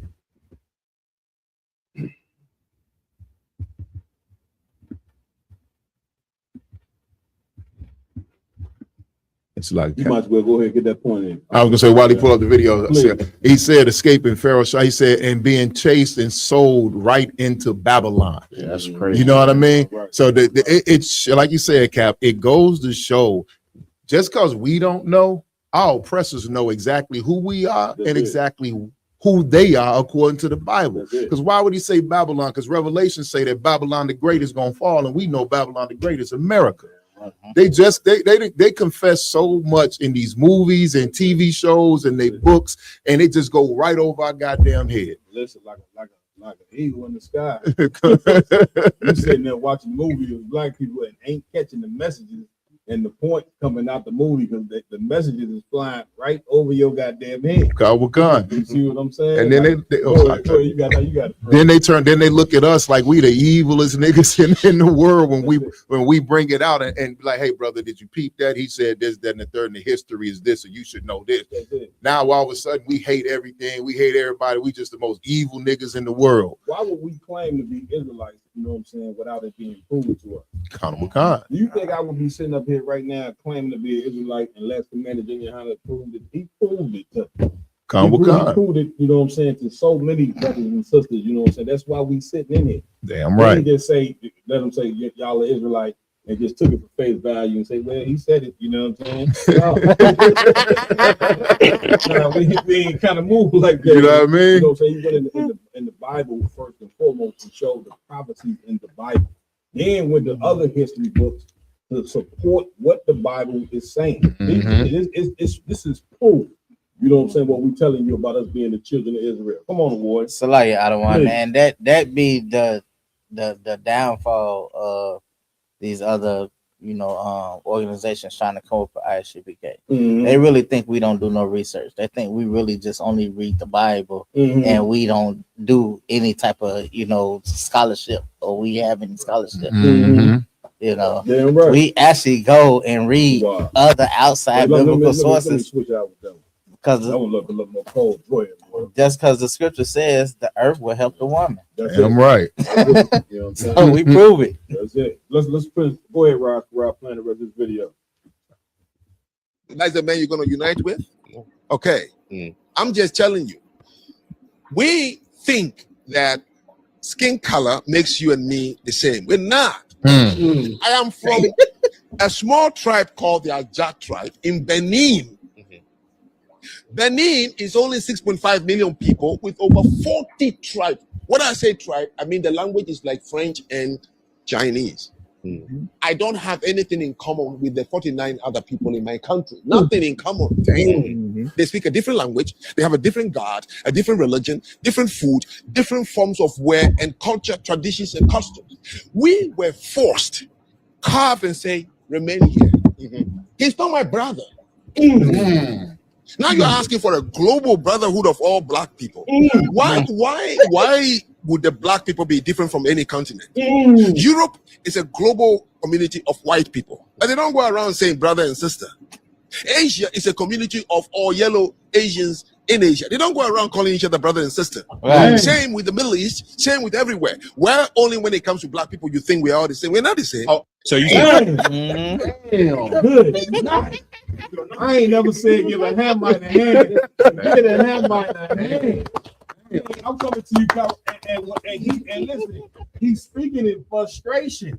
Right. You understand? Like, why don't you get this? And what he don't understand is that these brothers, you know what I'm saying, don't get it because of the brainwashing that we have received in America for 400 something odd years. Like that's why America is called Babylon, because Babylon was famous, you know what I'm saying, for witchcraft. Right. You know what I'm saying, and magicians and all that. And America has been practicing witchcraft on you by teaching you that you know your own people sold you into slavery. Right. You know what I'm saying? Your own people sold you. You know, why you think they cut you? Why do you think? Just sit, everybody just sit. Put on your seatbelt and just put on your thinking cap. Like the teacher used to say in kindergarten, Karakai. Put on your thinking cap for a minute, black people, and just think to yourself, why do you think they cut you off from your names? Just think about that. Right. If you was just some insignificant African tribe or just some insignificant people that didn't matter, right? Why in the hell would they cut you off from your names? Right. If you just was a no people. You understand? Like because you got common sense got to tell you that your name and your nationality and what you was cut off from has to be golden. Right. What was the reason for them to take our names, our culture, our God, our food, our language? What was the reason that they took these things from us? And the reason that they took these things from you, black people, because you are the heirs to running the earth. That's right. You understand? You are the people that's supposed to reign over the earth, and this is the reason why they cut you off from your nationality and told you, man, your own people put you into slavery. But you listen to this African right here tell you, you ain't they people. He telling you that right now. Right. Come on, Karaka. Now, if I could, sir, real quick, like when the Hamite told him that, it sucked all the dreams and hopes up out of them. You could see the disappointment in his face that it took an actual Hamite to tell him we not brothers. That's it. And that's when reality hit them, bro. That's it. Broke his heart. Broke both of their heart right there. And the Hamite was so real with it that you can't even question what he's saying to you. That's it. They come up against us all the time, questioning what we saying. We ain't Africans and all this. That's it. The African come out and break it down so simple as far as like, why you think everybody black your brother? That's it. And it sucked all the hopes and dreams up out of them. And them Africans come right over here and they don't treat you like they brother at all. So it ain't like this should be something for you hard to understand. Like this shouldn't be hard. Like black people, man, I don't give a damn. I'm coming to you, brother. I don't give a damn if you from a whole different city. You know what I'm saying? You could be from Chicago, go to Philadelphia. You get around black people, you gonna straight up vibe with them because these is your people. You could be from California and go to New York. You know what I'm saying? And you know your accent gonna sound a little different because or whatever. But the people from California, they go party with the people in New York or they gonna vibe with them because we the same people. These people come from Africa and don't vibe with you because they are not you. Somebody give me the Zondervan real quick and give me Ham. Pull up your Ham. Go ahead, warrior. Yeah, Cap. Please. We all the same until let a black person get mad at Africa. He know the difference there. Oh yeah. He distinguishes the difference there. Man, these goddamn Africans. That's why I get mad. Yeah, you want to look when you mad at him, you want to talk about how funky the car ride was in that cab. You understand? You ride in the cab with a goddamn African, you can't wait to get out the goddamn cab. You know, let him like you said, let him do something to you. And oh boy, let this be a lesson, you know what I'm saying, to our people. Our people then went over there, you know what I'm saying, in Nigeria, you know what I'm saying, talking that motherland crap, you know what I'm saying, and now the white man is over there dropping bombs over there in Nigeria. Right. Now you talking about the motherland, the motherland. Whew, boy, oh boy, somebody else had their hand up. Go read what you got, my Khan. This is out the Zondervan Bible Dictionary. Come on with it. Ham. Who? Ham. Read. The youngest son of Noah. Noah had 3 sons, Ham, Japheth, and Shem. Read. Born probably about 96 years before the flood. Come on with it. And one of 8 persons to live through the flood. Let's get it. He became the progenitor of the dark races. He became the progenitor of what? Of the dark races. Read. Not the Negroes. Not the who? Not the Negroes. Y'all hear that? Not this coming from scholars right here. Zondervan Bible Compact Dictionary are top biblical scholars. They done the research and they telling you right, I'll hit it out of the Bible. Ham is the father of the dark races, but not the Negroes. The Negroes are you, black people. Right. The Negroes are you, Hispanics, Native American. You the one of Negroid descent. But that whole thing about Africa don't pertain to you. Now let's find out who Ham is the father of. Keep reading. But the Egyptians, we know the Egyptians, is African. Go ahead. Ethiopians, African. Libyan, Africans, and Canaanites, Africans. Come. That's it.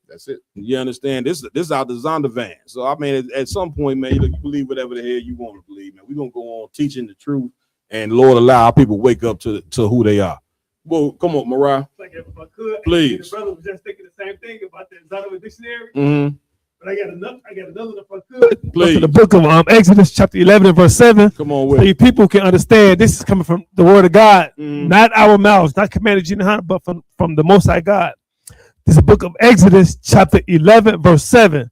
But against any of the children of Israel shall not a dog move his tongue against man or beast, that ye may know how that the Lord doth put a difference. Doth put a difference between the Egyptians and Israel.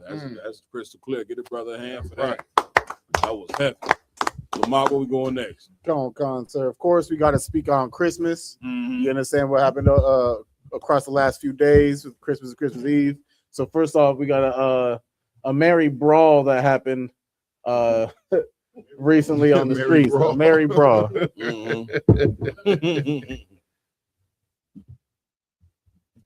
Oh my God.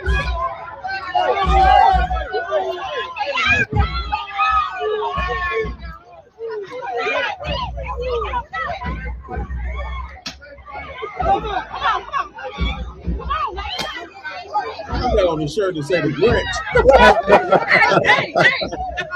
I guess you came to destroy the Christmas thing. Dang, they get it on out there.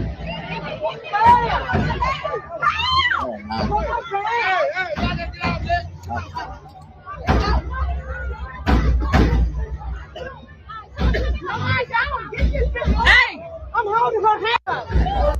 Good night. You understand? Whew. Go ahead and play the next video as well. We might as well run up the current and get the picture of Snoop in his Christmas uniform. Snoop Dogg in his Christmas uniform as well.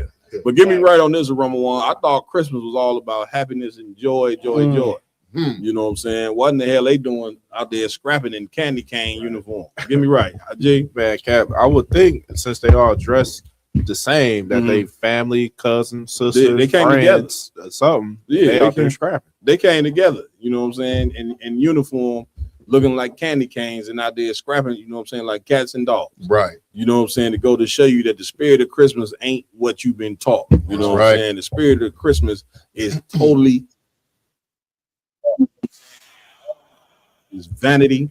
You know what I'm saying? It's all about women listen, when a Christmas party come, what your woman do at the Christmas party? She whore herself out. You see what I'm saying? A Christmas represents a demon of America. It ain't what God is. This is not God inspired. Are you crazy? People receiving gifts that they haven't earned. You know what I'm saying? Or that you know what I'm saying? That they haven't earned or they don't even deserve.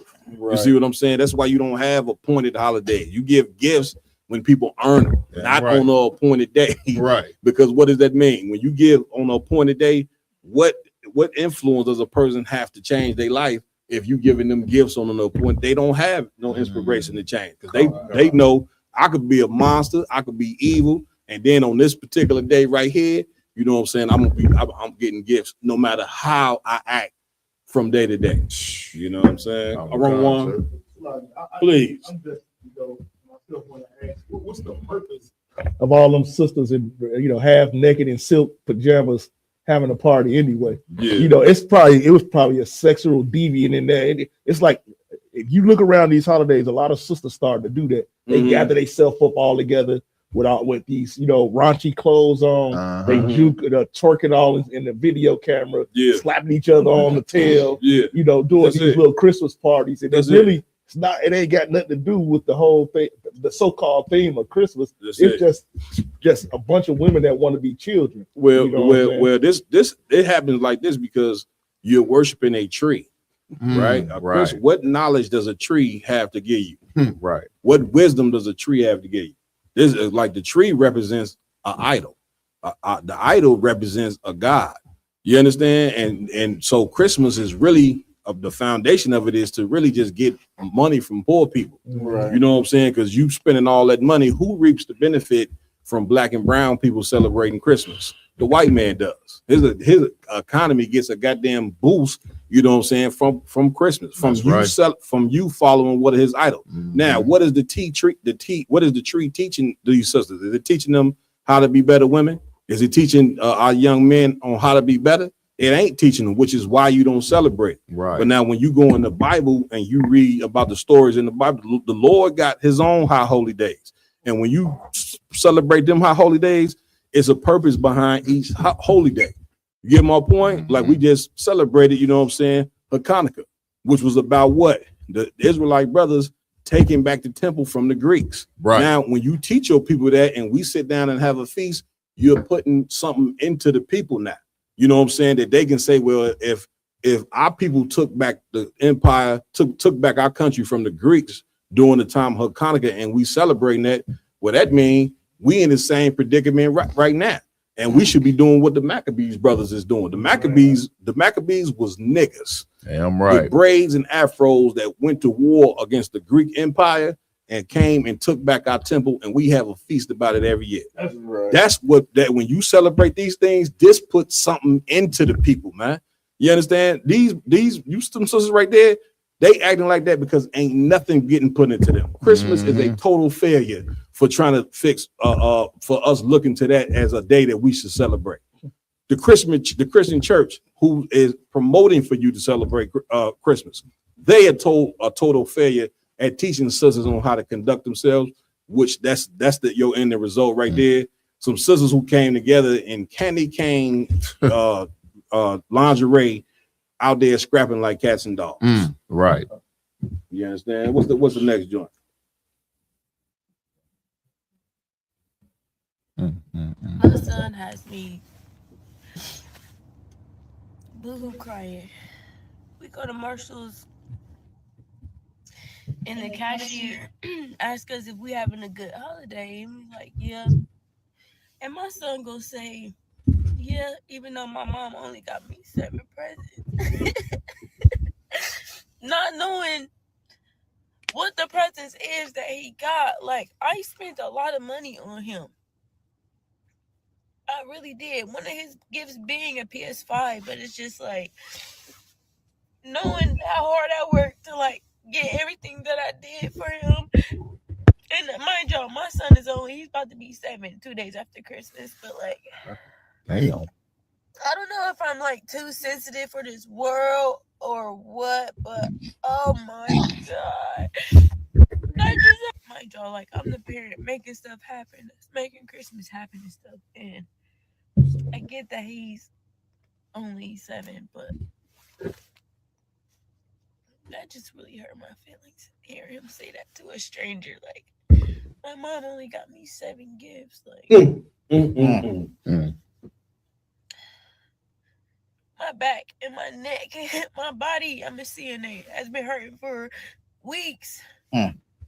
To even be able to, work in nonstop, to be able to provide and get him what I did get him, and to hear him say that, oh fuck. I don't know if I'm like overreacting. You can stop it right there. What we doing, Aki? Boy, it's like I said, like this is heartbreaking. This is real heartbreaking. This show you how diabolical Christmas is, because this sister doing the best she can to provide for her child, and she went out like she just said, her back, her, her neck, everything hurt. She a CNA. The job of CNA is excruciating in itself. You're damn right. She putting in extra hours, doing doubles and things, and then to her to be on live crying like that because she's providing a life for her child, but her child don't understand the Christmas spirit has changed her child's mind to not be appreciative. Somebody give me a gift to stroke the heart. Go ahead, Lamar.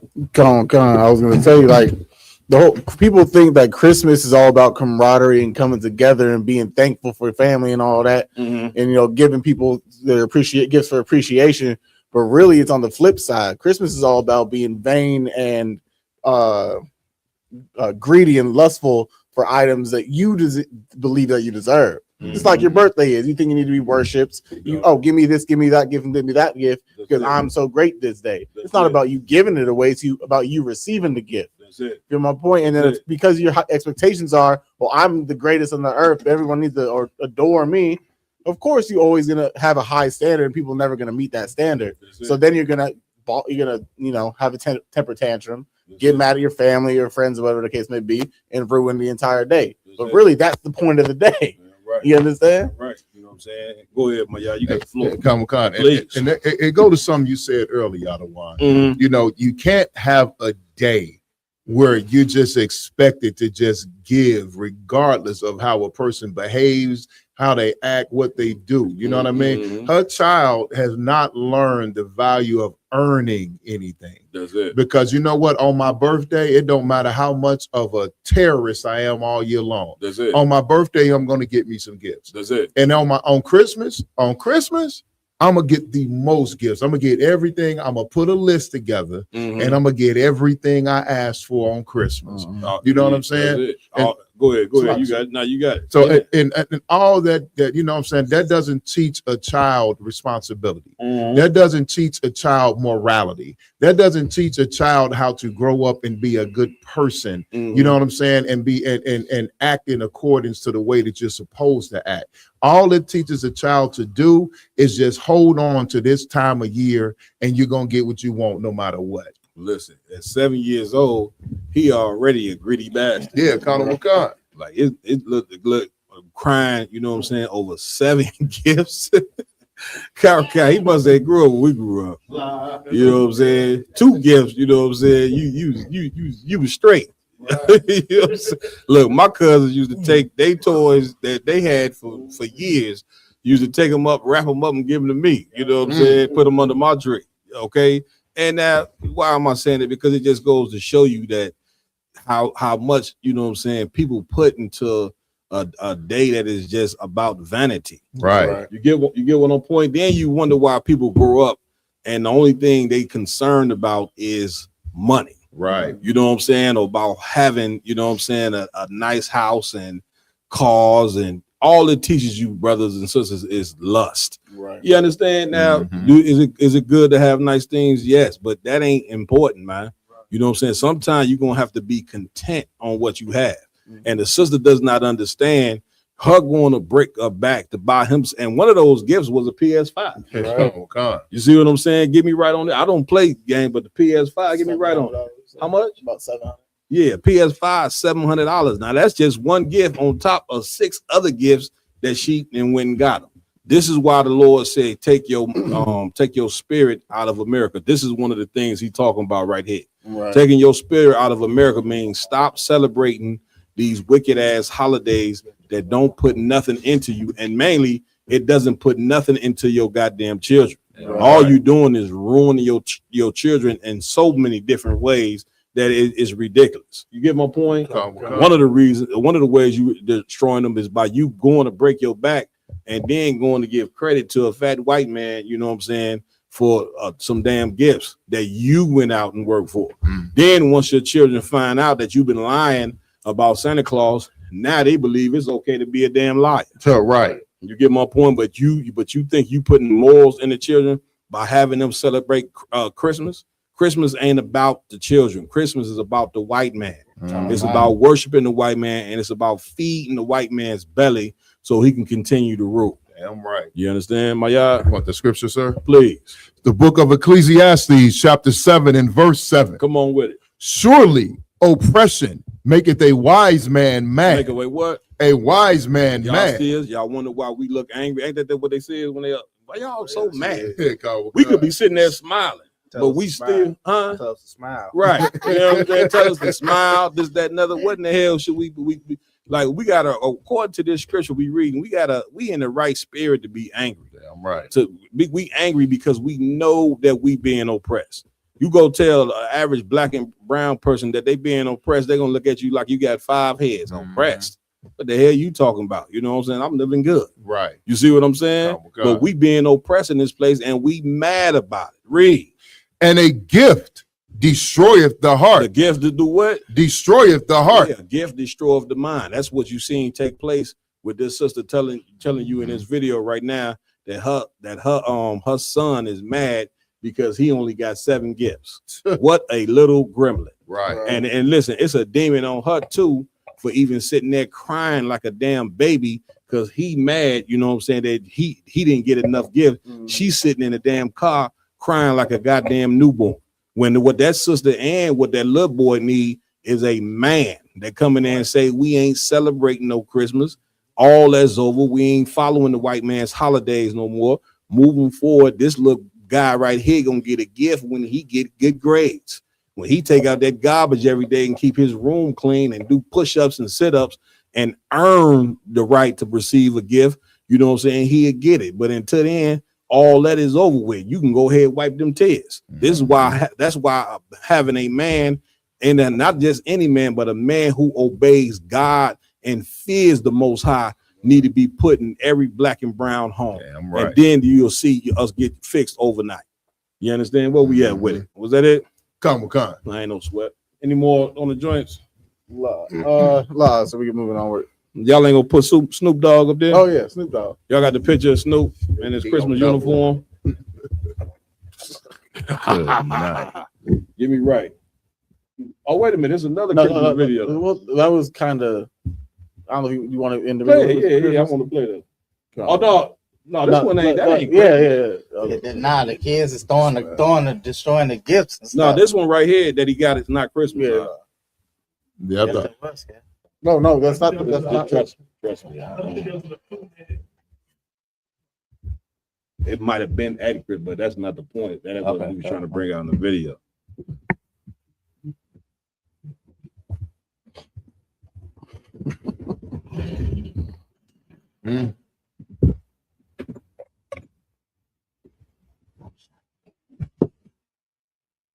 Hold on. We look at Snoop Dogg, y'all. Oh, good night. Dressed like Santa. Look at Snoop. What a picture at where he was standing in between the Edomite. I think you can scroll down.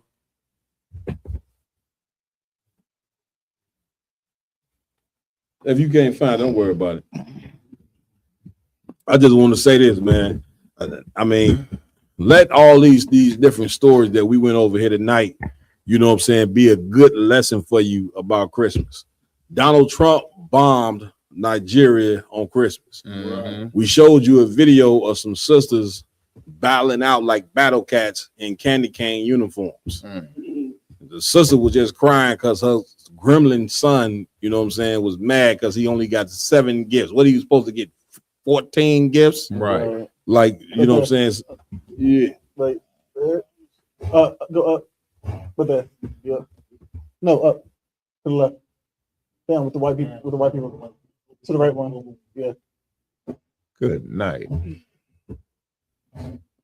Look at that. Look at Snoop. Look at y'all favorite.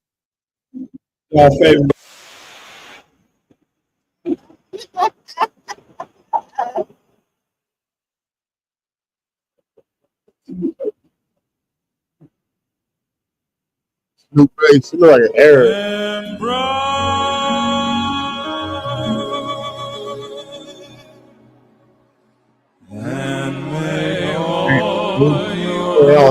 Christmases and may all your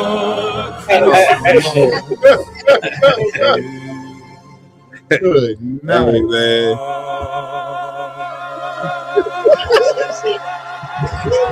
He's dreaming of the white Jesus.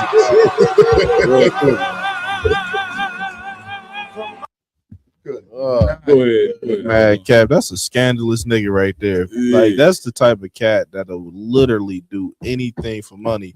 I'll be surprised if he ain't been at a Diddy party, a Epstein Island, or something. Come on, man. You know what I'm saying? At the end of the day, you know what I'm saying? You knew Snoop was gone the minute he was doing a show with Martha Stewart.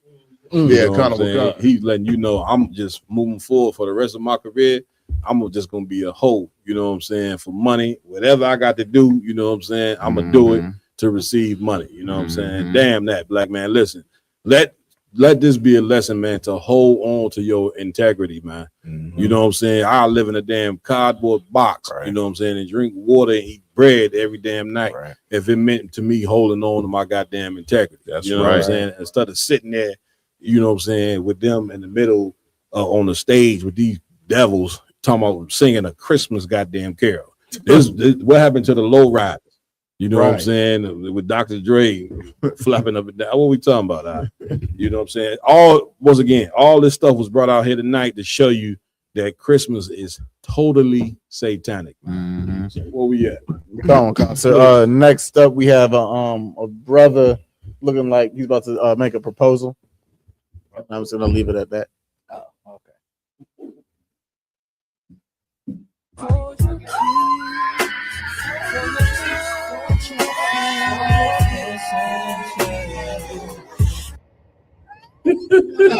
Angry man.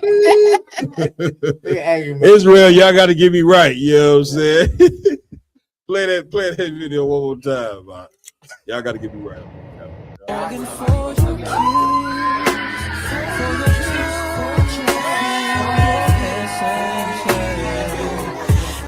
Oh, whoa. Oh, no. Oh, whoa, no. And he wearing matching pajamas. Oh, Lord. That thing's 5 o'clock shadow, had 5 o'clock shadow. Man, I gotta get my mind right. Hey, what the yo? Go ahead. Man, Cat, one glaring problem in this video. Go ahead, if bro. you look in the room, you see nothing but the women. And women are just so simple in certain topics. It matters. No doubt. One which is empowering homosexuals. Yup. If these homosexuals ain't have a pack of hyenas empowering them and encouraging them to do the devious acts that they doing, maybe that will dissuade them from being who they are. But since they got 20 proud independent women cheering them on, and they what's the proper word for saying assaulting each other in the bedroom. That's it.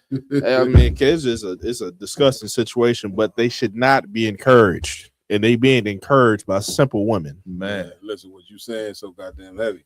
Listen, normally I ain't lost for words, you know what I'm saying? But I'm lost for words right there. God, I need somebody to help me out on this. Man, the wig killed me. The wig is listen, I almost fell out this chair. Oh my God. Not only is he on his knee proposing to another man, this cat is sitting there with a goddamn wig, yellow wig on his head.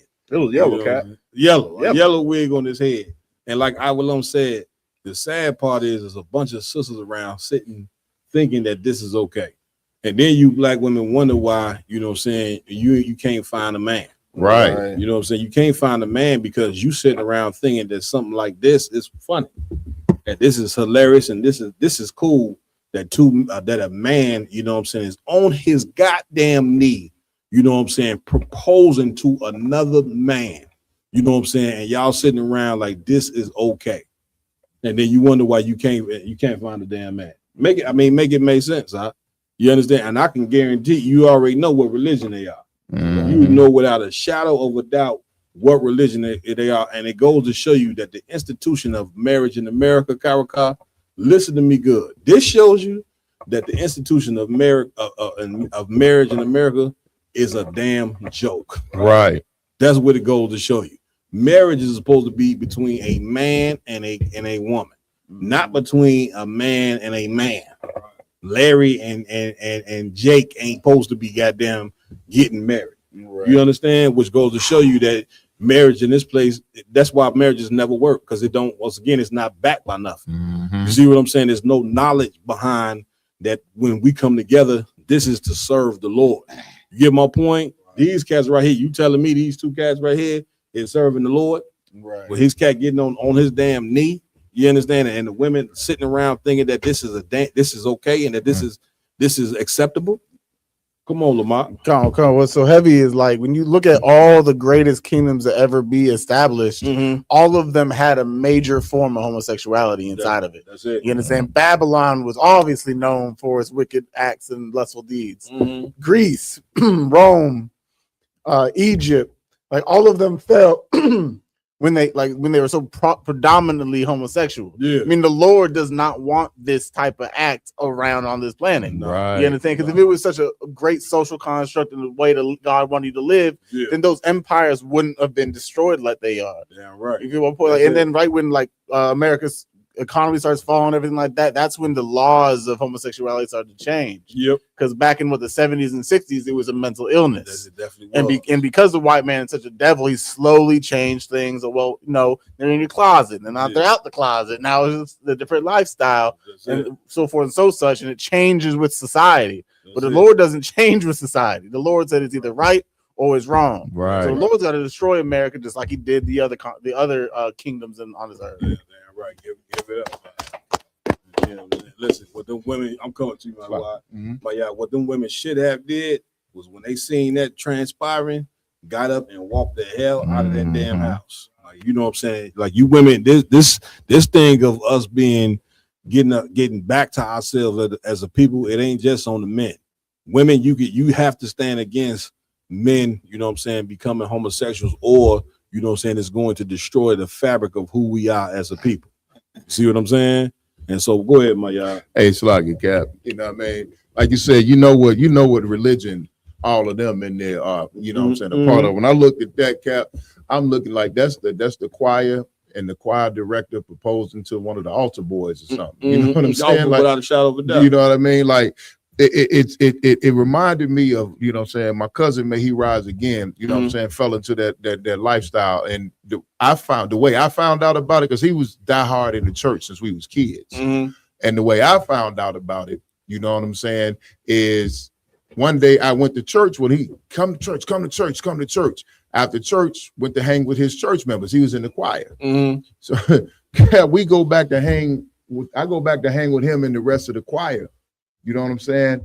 And as soon as they started drinking and smoking and got real comfortable with each other, man, Cap, I'm talking about, I realized that I was in a room full of sodomites.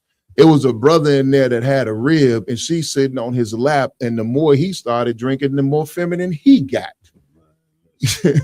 Brother, you know what I'm saying? Listen, Mariah Alley, you said it best, you know what I'm saying? Absolutely insane. And this is what happened, you know what I'm saying, when you forsake the Lord. Don't you ever think for one iota that you sitting there, you know what I'm saying, serving God when you go to church on Sunday. You know what I'm saying? This is proof that you are following Satan at this point, living here in America. And listen, here's the other sad part about it all. That cat sitting in there with that blonde wig on his head, he think he better than the woman. Yeah, We went over this in class, you know what I'm saying, Wednesday night. You know what I'm saying? These homosexual men, they believe they butthole is better than a woman's vagina. You know what I'm saying? My red put me on to the term, you know what I'm saying, the other day when I was that we at the crib chilling. She said they call it boy pussy. You know what I'm saying? Which is a man's asshole. Excuse my language. You know what I'm saying? I'm sorry for the vulgar language that I have to use, you know what I'm saying? But anytime a man think his asshole, you know what I'm saying, is better than a vagina that was made, you know what I'm saying, for a man to indulge in, you know what I'm saying, brother, you are out of your damn mind. Right. You get my point?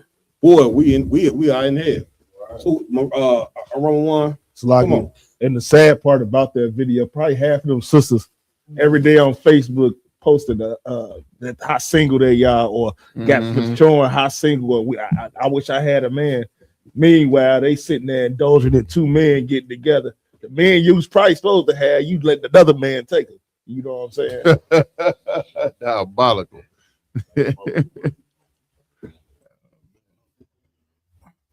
Real quick, we gonna take a quick second to acknowledge some of the people. I gotta open it up real quick. Oh yeah, you can just read mine. Acknowledge some of the people in the chat real quick. All right, to go down some of the lists. Hopefully, I don't mispronounce your name. We got Officer Marta Barr, Damn right. Damn right. We got Ima, please, pleasant sister. Regasha Allah. Give it up. Mapatla ISBK. Barathawana. Malak Bond. True Supreme 7. Shabaya Allah. Gabba War. Regasha Allah. Naza Mana. That's majority of them. That's it. Big up to all the brothers and sisters in here for joining us tonight, and many more. You know what I'm saying? For those tuning in, please like, share, subscribe. Also, comment so we can shout your name out, you know what I'm saying, in the chat as well. All right. What we going moving forward? So next up we have a another police brutality video of them beating down a brother while he's strapped down to a chair. Man. Good.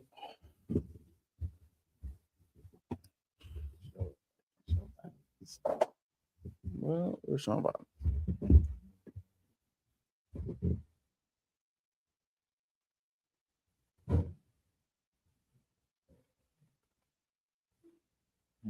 DeSoto County.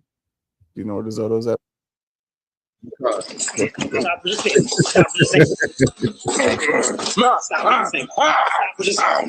Stop resisting.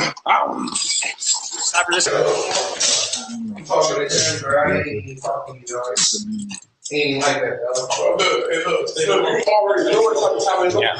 Hey, turn around, cup up, bro. Cup up. Look. I was gonna get my slides, bro. Yeah. That's what I was gonna get. Get your And slides. now y'all cornering me. It's making me feel like I'm harder than me, bro. Yeah. Real, bro. Okay. I don't care about none of that. I don't care about none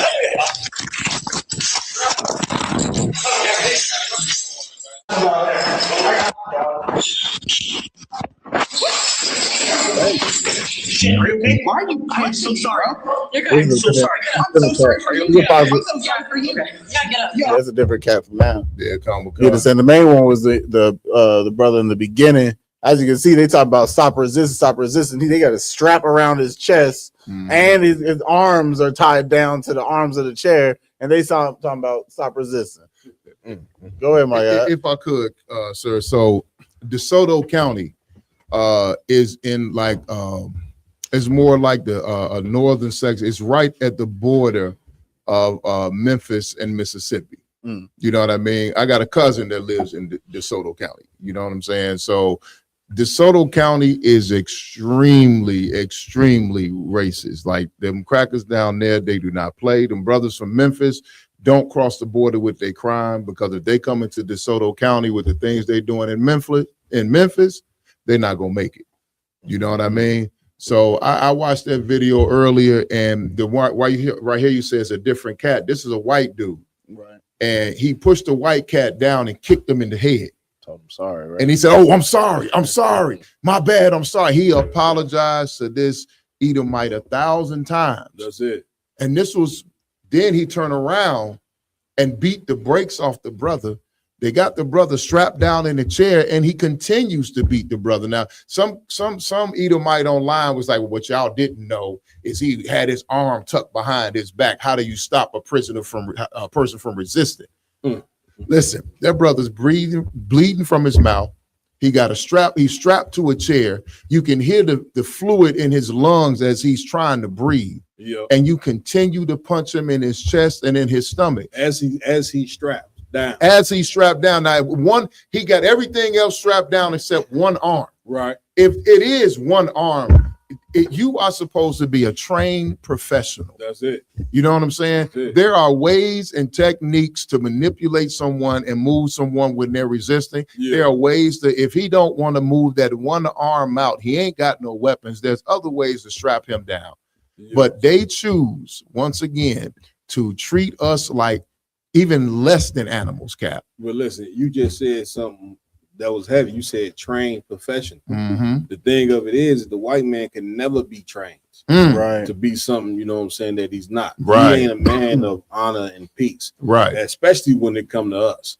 You see what I'm saying? And like trying to train him is like saying you're gonna train a tiger, you know what I'm saying, and a lion to be domestic. Right. How many times you turn on a video clip of some man in a circus being attacked by lions and tigers that he's sitting there trying to entertain you with in the circus, and they eat his ass alive right there in the goddamn in the middle of the performance. Why did this happen? Because tigers and lions aren't meant to be trained. Right. There's some animals that ain't meant to be domesticated. And the white man ain't meant to be domesticated, meaning you can't never turn this man to be a man of peace and to understand your pain. Right. You understand? Like Right. that was just such a sucker move to pin the brother down and punch him, you know what I'm saying? To basically he was trying to kill this cat. And he ain't give a damn about a camera or nothing else. That's the same way a lion or a tiger don't give a damn about a camera if they being filmed by National Geographic. Right. They don't care about no camera. They gonna do what they do. And this is who, do you understand? Like how much longer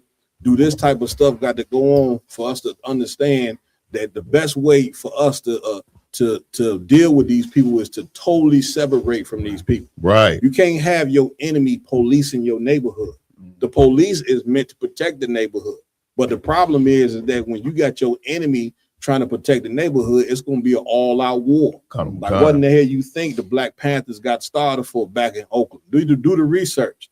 They got the Black Panthers got started because the police in Oakland, California during the 60s was terrorizing the people in Oakland. That's right. As a matter of fact, the police department went and recruited white people from the South, from Mississippi, from Alabama, and to move to Oakland to terrorize the people in Oakland until finally Huey P. Newton and the rest of them cats got fed up and they formed the Black Panthers. Right. Now the Black Panthers, they was writing what they was doing and trying to defend. They was defending their communities, you understand, from white terrorism. You see what I'm saying? And they was writing doing it. They just didn't have the truth. Right. You understand? And brother, we got the truth. You understand? We got to learn that we gonna have to come together, you know what I'm saying, in order to come up against something like this right here. Damn right. You get my point? Like we got to learn, we got to become this is what you want to fight for something political, fight for something political where righteous men are the ones that police their own goddamn neighborhood. Right. Not bringing somebody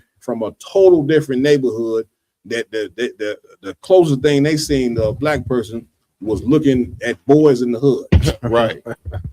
They look at Boys in the Hood and look at South Central or look at a movie and think they understand you. And then come talking about policing your goddamn neighborhood. Right. Didn't we should have learned from Rodney King, didn't we? They you ain't see how they beat that. They beat the hell out of that goddamn brother right there on live TV. You see what I'm saying? And here's the thing: when even though Rodney King got beat like that, when they went in court and all them white officers got off, white people was happy. Yeah, remember the country was split.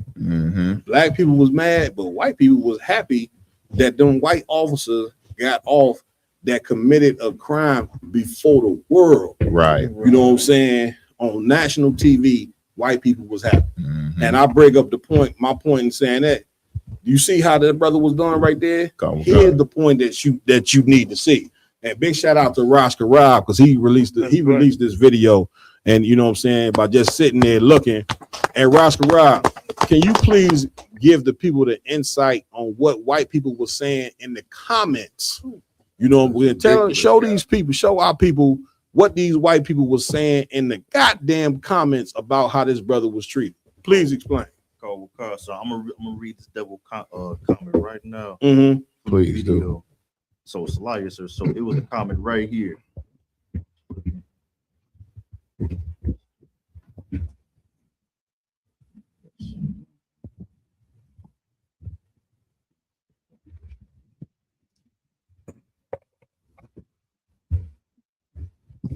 Well, you want to say something? Go ahead, Doc. Like I said, I got a fan on here. He want to come on, and speak. Go ahead. Let him get down. All right, come on.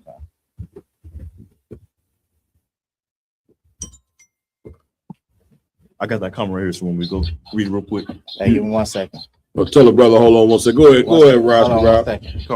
So this devil right here, Don Matt, he said, looks really bad until you realize dude had his arm behind him unrestrained. I'm sure all the cuts in the video helped to make him look as innocent as a kid. So here's my response too that people liked also. I told him, you are a person incapable of understanding somebody else's mistreatment. For you to understand somebody else's pain, it would have to be you in that chair.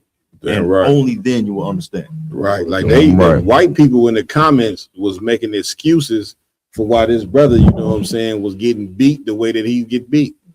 You understand? Like you just don't understand. Like you don't understand how much these people hate you, man. Right. Let's get the brother on Bigo. That's straight out of Judah. You lied. Yeah. Straight out of Judah, look like he partying right now. That's all right. If we come back, we'll go back to him. He look like he was listening to some disco music or something. Go ahead, Aguilar. You got the Con, please, man, Cat. When I see this video, this is the type of video that make me keep the law perfectly. Damn right. Damn right. Yeah, man, I want to be worthy of vengeance. That's it. When Christ come back, I'm gonna show them stop resisting. That's it. You understand what you saying is so heavy. Come on, Mariah. Thank you. If I could, I just want to bring up a little something on Google about the KKK. Please. It said on December 24th, 1865, a group of former Confederate soldiers established what would become the first chapter of the Ku Klux Klan in Pulaski, Tennessee, named for the Greek word kiklos, which means circle. The Klan was devoted to white supremacy and to ending Reconstruction in the South. The Klan's first leader, called the Grand Wizard, was former Confederate Lieutenant General Nathan Bedford Forrest. Now, during Reconstruction, the Klan's political activity was closely tied to the goals of Southern politicians still loyal to the cause of white supremacy. To support this agenda, the Klan engaged in a campaign of terror, violence, and murder targeting African Americans as well as white voters who supported racial equality and civil rights. Damn right. You understand? That's heavy that you bring that out because a lot of them KK members, you know what I'm saying? Like people always say, this ain't the first time you gonna hear this, but they turning in them hoods for just a badge, you know what I'm saying, and a gun. You know, KKK ain't went nowhere. They just said, let's go join the police department. Let's go join the FBI. Let's go join the court system. You don't think some of them judges that sentencing our sons to 100, they giving some of our sons 200 years for a crime. Right. Some of them three life sentence, 6 life sentence. Man, the nigga ain't gonna even live that long. Right. But it just goes to show you how much they hate you. They give our people so many years. They want to give you that many years because they like, man, he might die and come back. Like the white man, he's so diabolical that he'll give you so many years to where you die, and when you get reincarnated, he'll be like, well, you know, you got to go serve the rest of this time. Right. You'd be like, damn, I was dead. You don't care. You got to get the time. A warrior. Like out of one, please. Oscar Kamara out of Florida. He want to come on. Man, bring Kazak them on, man. Let's get it. Kazak, you there? Hey, Shalom, yeah, about Shimmy Sharakathah. What's going on, soldier? Hey, Salak Yadawan. I just wanted to say, I did this little debate about Gentiles or other nations being in the kingdom last night, right? Okay. And leading up to it, I watched a lot of debates from Captain Tazariak debating people on it. And the crazy thing that just came to my mind when you was playing that is most of the debates that Cap did trying to say to other nations with people who we would call Israelites, like black men. Right. Debating I don't never see no white apologists trying to get into no black man's heaven. And then when I see videos like that, I'm like, why would we want some people like this in our heaven? And would they even want to be in a black man's heaven? Right. So I just wanted to comment on that and say, like, when you see, y'all do this every Friday. General Yohana do it on Monday. It's so many videos all across from these brothers got them in Memphis. We got them here in Florida. They got them out on the West Coast of these people being horrible people. And all we got is our people trying to fight them to get in your heaven. Damn I don't right. make no sense. I just wanted to say that, see what y'all had to say about that. Man, get a brother a hand for bringing it out. Man, listen, Because Zach, what you bringing out, you know what I'm saying, is what General Yohana been bringing out for a very long time, is our relationship with white people is an abusive relationship. You understand? And it's psychological in this, that we've been abused by these people so long, and our minds, brother, we can't live without them. You know what I'm saying? It's like a woman who been abused that think that she can't survive, you know what I'm saying, without the man who knocking her teeth down her throat. You know what I'm saying? That's blacking her eyes every day. You understand? She's so destroyed that she is basically feels like she's tied to the abuse. You understand? Like the abuse, you get abused for so long, brother. The abuse is like love. You understand? Like you think that you get this is what you have to endure and have to put up with. When, brother, that is totally far from the truth. So when you see our people come up against us, man, and try to get white people into the kingdom of heaven with us, just understand that those people that do that are totally sick. You know what I'm saying? They suffer from a very, very severe mental illness, and only thing that you can do is pray for them brothers and sisters. That's what the scripture talking about when it say pray for our enemies. It ain't talking about pray for the white man. It's talking about pray for those people of yours that are enemy to the cause of ours. Mm-hmm. You understand? It's some people that's enemy to their own people, and that's what it's talking about in the Bible. Pray for them. Pray for them people, you know what I'm saying, who have joined themselves and married themselves to white supremacy and have no plans of ever letting white supremacy go. They're going to go down into the grave with America. You know what I'm saying? The good thing is that all of us don't think this way. You know what I'm saying? It's some of us that the Lord has reserved, according to the Bible, the Lord have reserved men and women that have no plans of bringing white people into the kingdom of heaven. And those brothers and sisters should be applauded for that. Right. You understand? Come on, let's bring one more on. Let's get it. It's like I don't want. I got DJ Watch if he's trying to come on. I'm gonna bring him on. Bring him on.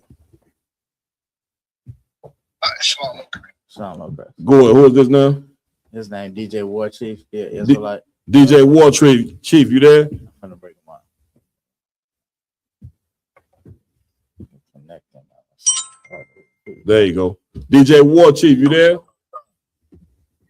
Yes, I'm right here. Y'all about Hashem, y'all Shabbat. What's going on? Y'all Go ahead, DJ. What you want to say, brother?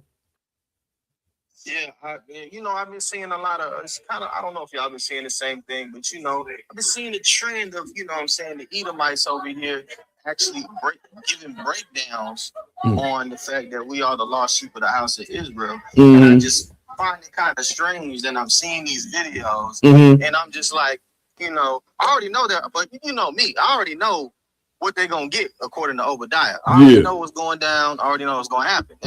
There's nothing to that. I wonder why they're on our boot tails and they're cleaving to us so tough. This white lady, I got the video. I'm gonna send it to Brother Warrior. Okay. I got a white lady actually breaking down the Bible, breaking it down and saying like, look, these are the true Israelites. They're in America. Some of them are Levites, some of them are Judah. And I just wonder, what do you think about that? Well, some white people, man, you know what I'm saying? You got to remember, white people, the scriptures say that the Greeks seek knowledge.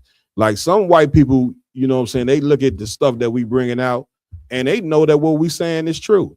Like you can pull up 100 tapes, you know what I'm saying, where we go out and teach on the corner where they on their knees, you know what I'm saying, kissing our boots because they know that what we saying. Once again, the spirit can't deny the truth. You understand? So these white people know that what we saying is the absolute truth. Right. Now, with that being said, you still got to be skeptical of a snake because they going out and they saying that and trust and believe that them saying that is them trying to find a way into the kingdom. You know what I'm saying? That's them trying to some way, somehow, you know what I'm saying, get sympathy, you know what I'm saying, for you so you can let down your guard and say, look, let these people come on in because they admitting, you know what I'm saying, that we are the chosen people. And I'm coming to you what, and that right there, you know what I'm saying, you cannot, you know what I'm saying, be thrown off by that. You know what I'm saying? We got to stick to what we know. I don't give a damn how sympathetic white people are. Yeah, you know what I'm saying? I could dig it, you know what I'm saying? But I don't give a damn how sympathetic they are, how understanding they are, or how admitting that we the children of Israel, the white man is still the devil that the Bible speaks of. Right. You understand? And a good white, since she's so good, and since she know that, guess what? A white woman like that is going to be an excellent servant in the kingdom of heaven. That's right. She got a special place, you know what I'm saying, appointed by the Most High that she should get ready for, since she want to come out with the truth. But one thing that she would never do was be accepted through the doors of the ISUPK under Commander General Yohana. Damn right. You understand? So be watchful. A warrior. So like I say, what you are bringing out, you know, it brings a scripture, you know, they come with smooth words, but wolves in their heart. That's it. So that, you know, that's just, I just want to bring that out. All of a sudden they want to admit that we the children of Israel. Ain't that a bitch? Right. Thanks for that edification, man. Because yo, man, there's a lot of people that send me that video. It's like, see, even they don't they deserve to be in the kingdom of heaven? Yeah, see that? Straight to Obadiah. That's it. Look. Straight to Obadiah and show them like, hey, man, the judgment is their judgment. It's a wrap. I don't know what to tell you. That's just what it is. Get it, brother. That want to listen. Everybody else getting put to death. I don't know what to tell y'all. Man, listen, and you know, certain black people, when it come from the mouth of the white woman, you know for sure we let down our God. Oh, come but on, what God. we don't understand as a people is that the white woman is just as vicious, if not more, than the goddamn white man. That's a fact. You sir. understand? She owned just as many slaves, and according to the records, the white women during slavery were much more vicious than the damn white man doing slavery. You know what I'm saying? So don't be dismayed by Miss Ann, her blue eyes and her blonde hair. Right. Okay. Stick to what you know. If I could, please, my God. During slavery, the white woman is the reason they came up with the casual killing law. That's a fact. Where it was legal for you to unalive your slave if you were correcting them, and the main slave that was unalived during slavery, during correction, were black children by white women. That's it. And for brothers saying that, see, don't they deserve heaven? Yeah. How many heavens does the white man deserve? God damn. How many heavens do they need? They got heaven on earth right now. Right. They done had heaven for over almost 500 years on this Greek planet. Empire. The Greek Empire, the Roman Empire. You know what I'm saying? And now they got heaven again in the American Empire. The British Empire. Come on, how many? They didn't had like 5-6 goddamn heavens on this earth. That's it. And now they got the greatest heaven that their empire has ever seen. That's it. They ruled everything. They got everything. They live off the fat of the land. They go to the most exotic places. They eat the most exotic food. They drink the most exotic water, liquor, you name it. Yeah. They got access to everything on this earth. Why the hell do they need to be in our heaven? Listen, they so much in heaven, my y'all, what you had so powerful. They so much in heaven, you know what I'm saying, Roscoe Rob, that they able to go bomb somebody on Christmas. Merry Christmas. Merry Christmas. And say Merry Christmas and have a Happy New Year. Drop bombs on the Nigerian people. On Christmas. You understand? Come Like God. some of our people, they need, you know what I'm saying, they need validation from white people. Right. You see what I'm saying? They need to be able to say, see, even though, man, I didn't learn the truth from white people. Right. I learned the truth from Commander General Yohana, General Muhammad, General Mayak, General Haab, Right. General Shawmar, General Kathumgaba, and General Kabalamar. You know what I'm saying? I learned this truth from some niggas, man. I didn't need to, you know, for some white person to come tell me who I was and for them to be, you know, justify, you know, the truth. Right. You know what I mean? I didn't need that. You know, that's for people. That's for black people who lack faith and who are totally brainwashed and are totally still under the brainwashing of their slave. It got to be their slave master. It has to be told from him in order for it to be believed. Right. Where we going next, Lamar? Come. Lastly but not least, we have Commander General Yohana talking about what white people can do and the solution for what we could do here in America. Come on with it. 80% of the land mass of the United States, turn it over to black people and call it Black America. but we still have to look at a solution of how do you pull yourself out of that. I think Easy black solution. people need to maybe work together. But You know what the solution is? What's that? Real simple. The United States has 50 states, right? Yeah. Black people are 15% of the population, right? Take 15% of the land mass of the United States, turn it over to black people and call it Black America. Let them establish a government, get the CIA out of our neighborhoods, and we'll migrate the hell up out of here, give you every beautiful city, and we'll go build an empire like you've never seen before. Yeah, see, I'm not opposed to solution, that. problem solved. Crack, you got something to say? Go ahead. Now play the part with the crack. Oh man, like I get to be the dick, don't I? Fuck yeah, I do. Son of a bitch. I'm gonna keep it real with you, man. I didn't even want to make this fucking video because I was just like, but we're gonna have a heart to heart. Real quick, why are we trying to segregate again?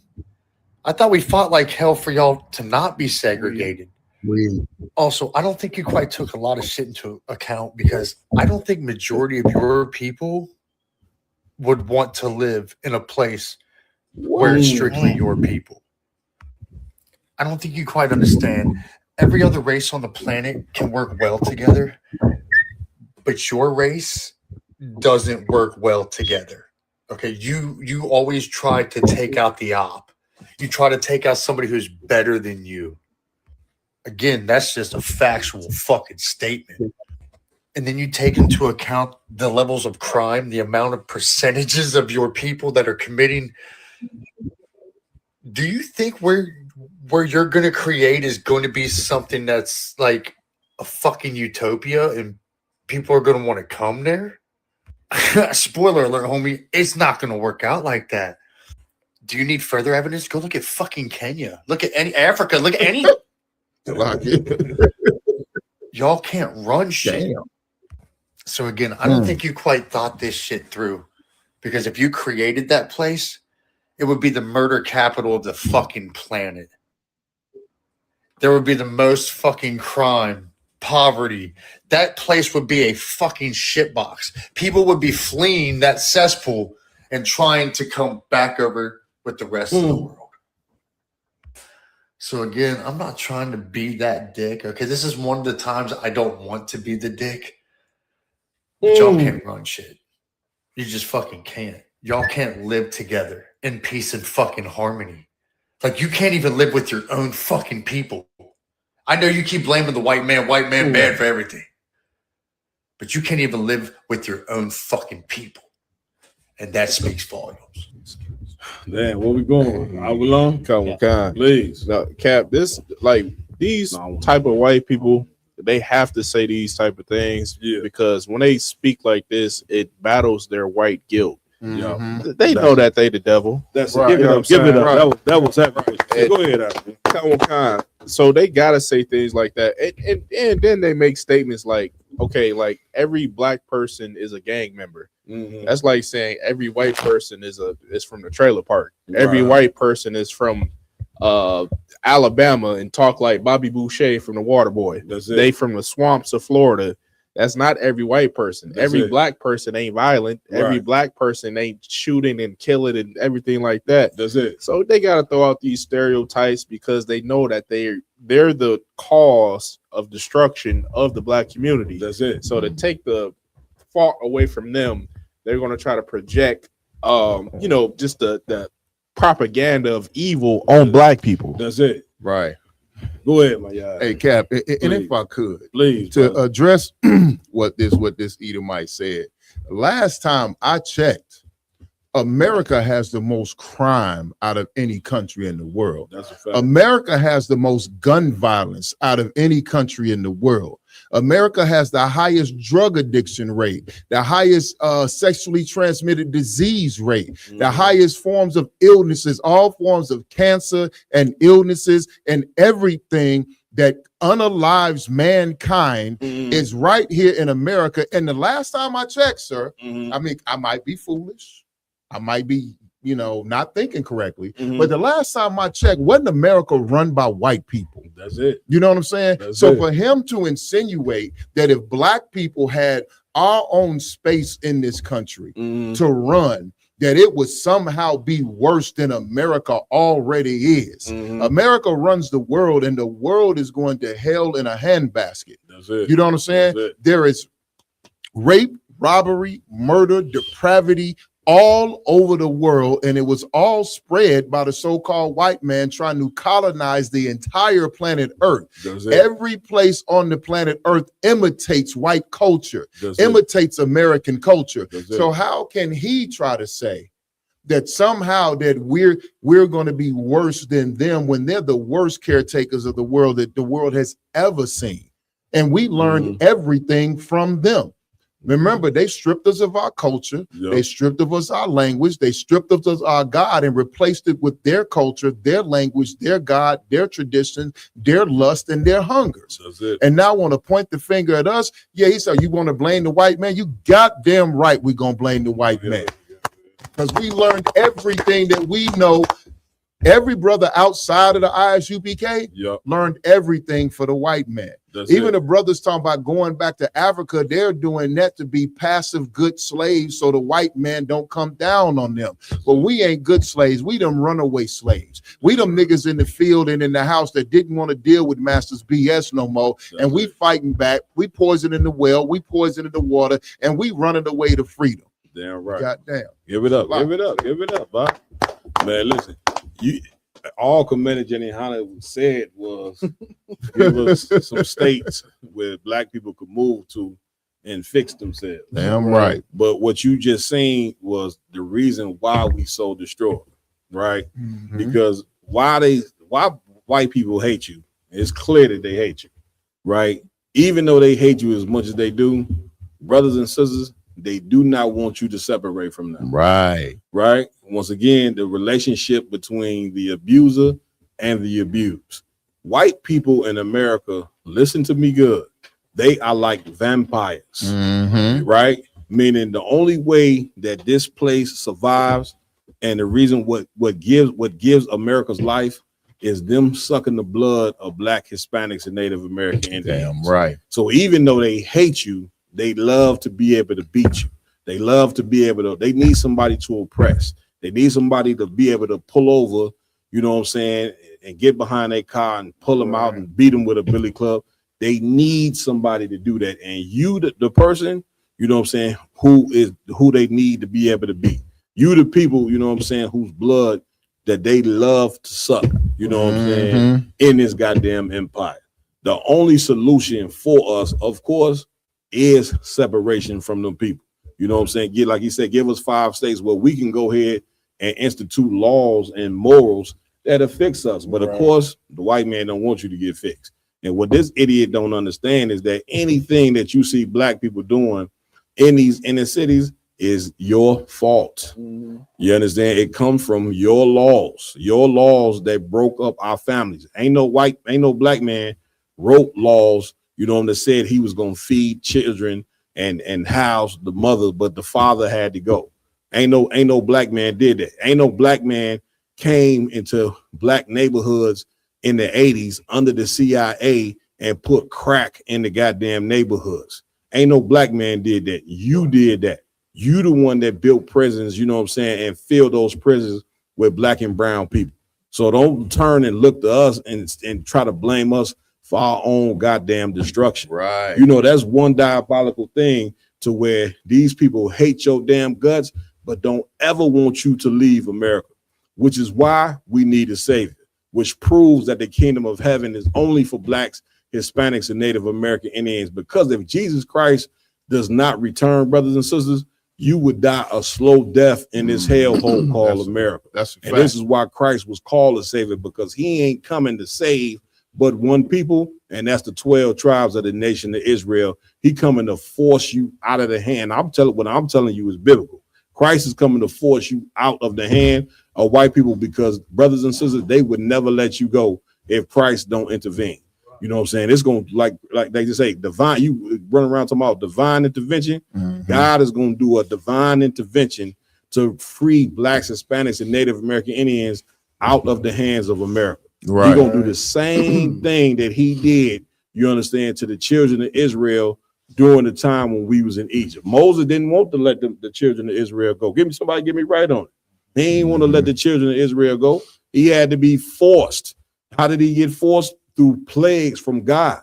And I'm telling you, as a certified prophet of the Lord, the Most High, the God of blacks, Hispanics, and Native American Indians, the God of Abraham, Isaac, and Jacob, he gonna do the same thing to America that he did to Egypt, which is plague the hell out of this place. Damn right. Which is why in Revelation 18:4, the Lord said, come out of her, my people.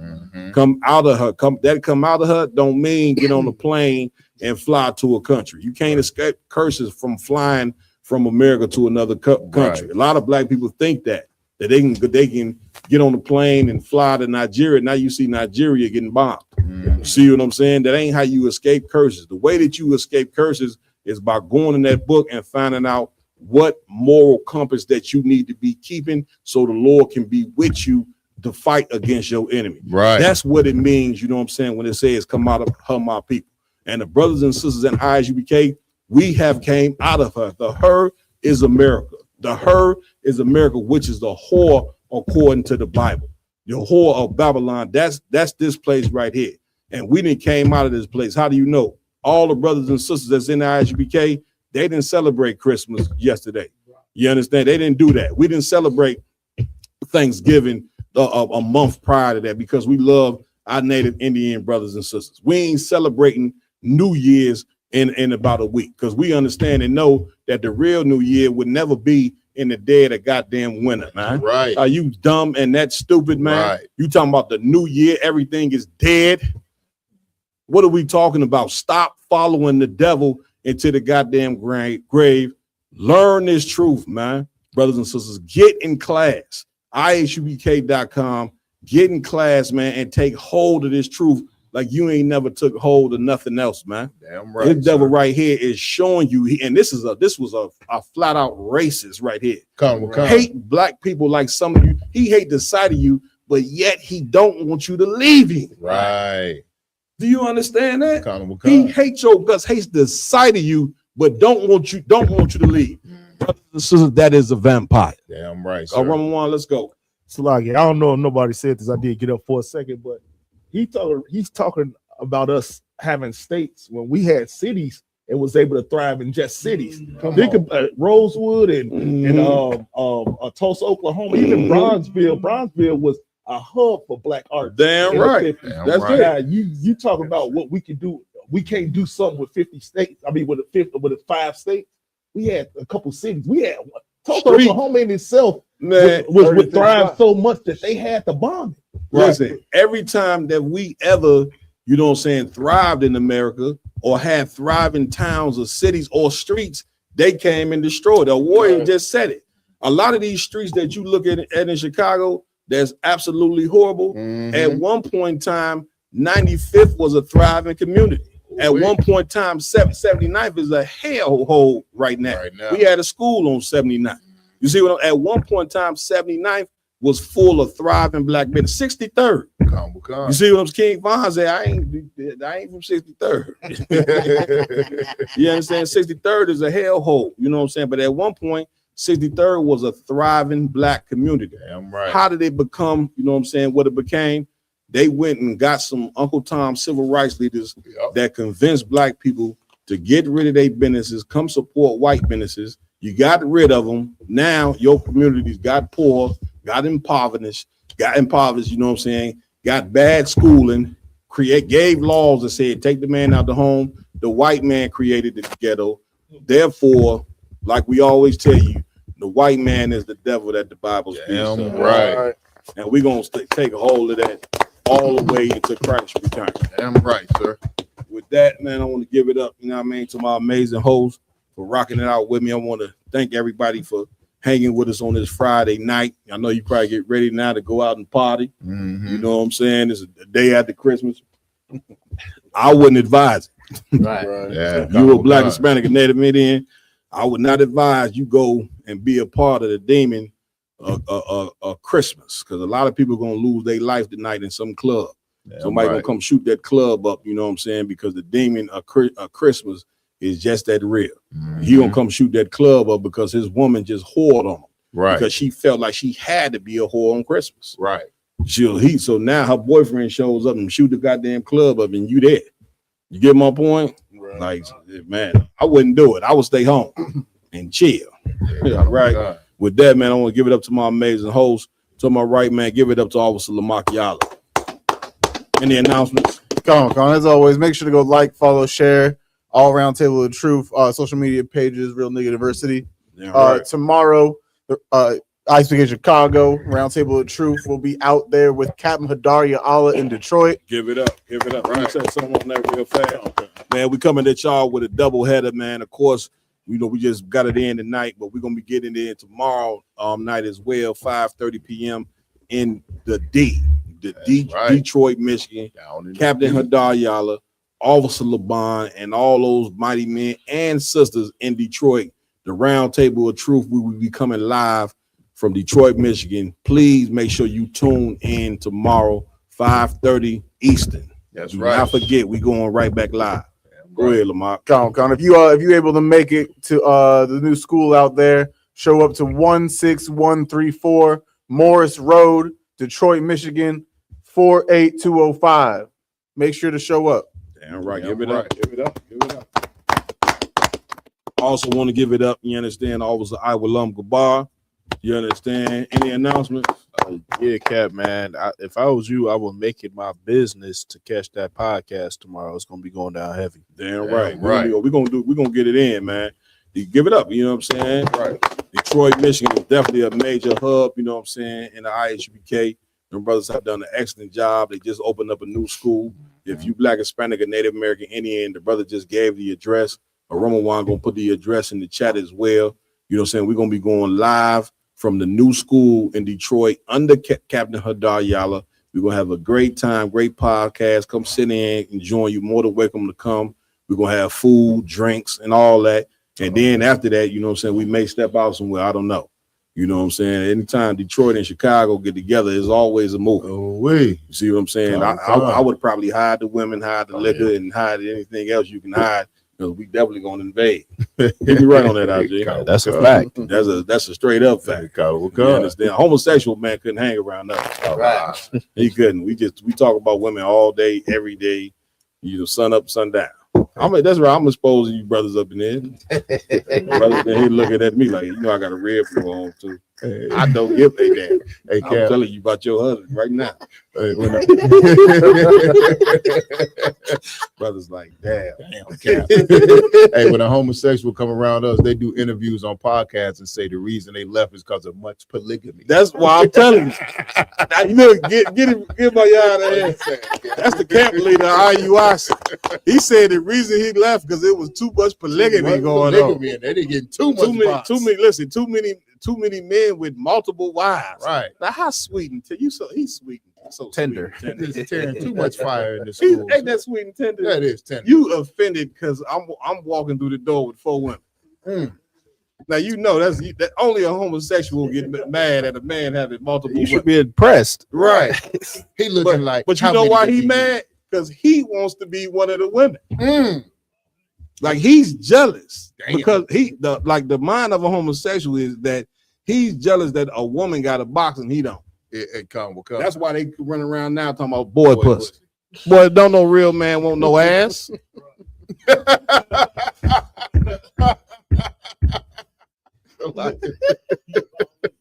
It's time to end. It's that time. It's real. Go ahead, wrap this on up. I also want to give it up, man, to Officer 1000, the warrior in the building. That's right. Big shout out to Bigo Live. You know what I'm saying? You tuning in. Any announcements, warrior? I'm gonna get with a lot because he know how to live stream. Okay. From to like off the joint. YouTube Yeah, for sure. Let's do it. So I'm gonna get with him. Okay. So days that I'm not available, we can still have damn right. And things. Most so damn right. Damn right. To keep it going. Big shout out to Bigo, man. All the brothers and sisters that tune in and join us in here tonight. Oh yes, lucky. Also, I do want to Cap Yatazak will be invading bingo January 3rd. That's right. Captain Yachty. Yes, Man, we call him Captain Yachty. We call him Yachty so much. I talked to him on the phone the other day. I said, damn, I done forgot your damn real name. I'll call you Yachty. Big shout out to Captain Yachty. He will be invading Bigo. On Bigo, give it up. I ain't ready for that. Hey, listen, while we mentioned Captain Yachty, big up to Captain Yachty, Houston, and really the whole Texas, because the Passover will be down in Houston, Texas, on what date? April what? April 1st through April 6th, sir. April 1st to April 6th. Come. April 1st to April. That don't sound right.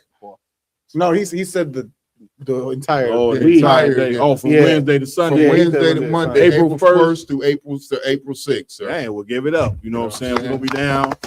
You know what I'm saying? In Texas, the Passover, the true high holy day of blacks, Hispanics, and let me tell you something. The high holy day of Passover, listen to me good, is 50 times better than Christmas could ever be. Damn right. 50 times. Y'all don't even understand. Black and Hispanic, y'all don't even understand what y'all missing on with this brotherhood, man. I'm trying to put you on. I'm trying to put you on, man. It's going down in Houston, Texas for the past. Right. You know what I'm saying? With that being said, I also want to give it up to Officer 1000, my yard. Any announcements, brother? Hey, Connor Wakan, if I could, sir. Please. Tune in every Saturday, no matter where you're at in the entire world, because the ISUPK is worldwide. We not just, you know what I'm saying, local, we international. You know what I'm saying? Go to isupk.com, find the local school in your area, start attending classes live and in person and online. And also every Saturday, tune in to the Sabbath service, where every single Sabbath day, we bring the scriptures out to you. We break them down. We in the ancient Hebrew, the Lashon Kodash, the Holy Tongue, and then we give you the English translation, we also give you a proper scripture breakdown of what you're hearing, so you can understand the Bible. You can really know ancient Black history, find out where you from, how your ancestors lived, breathed, spoke, ate. You know what I'm saying? Right. That's real Black history coming out in these Sabbath services all across the United States, all across the world, every Saturday. Tune in. There, right. Give it up. If I could, please.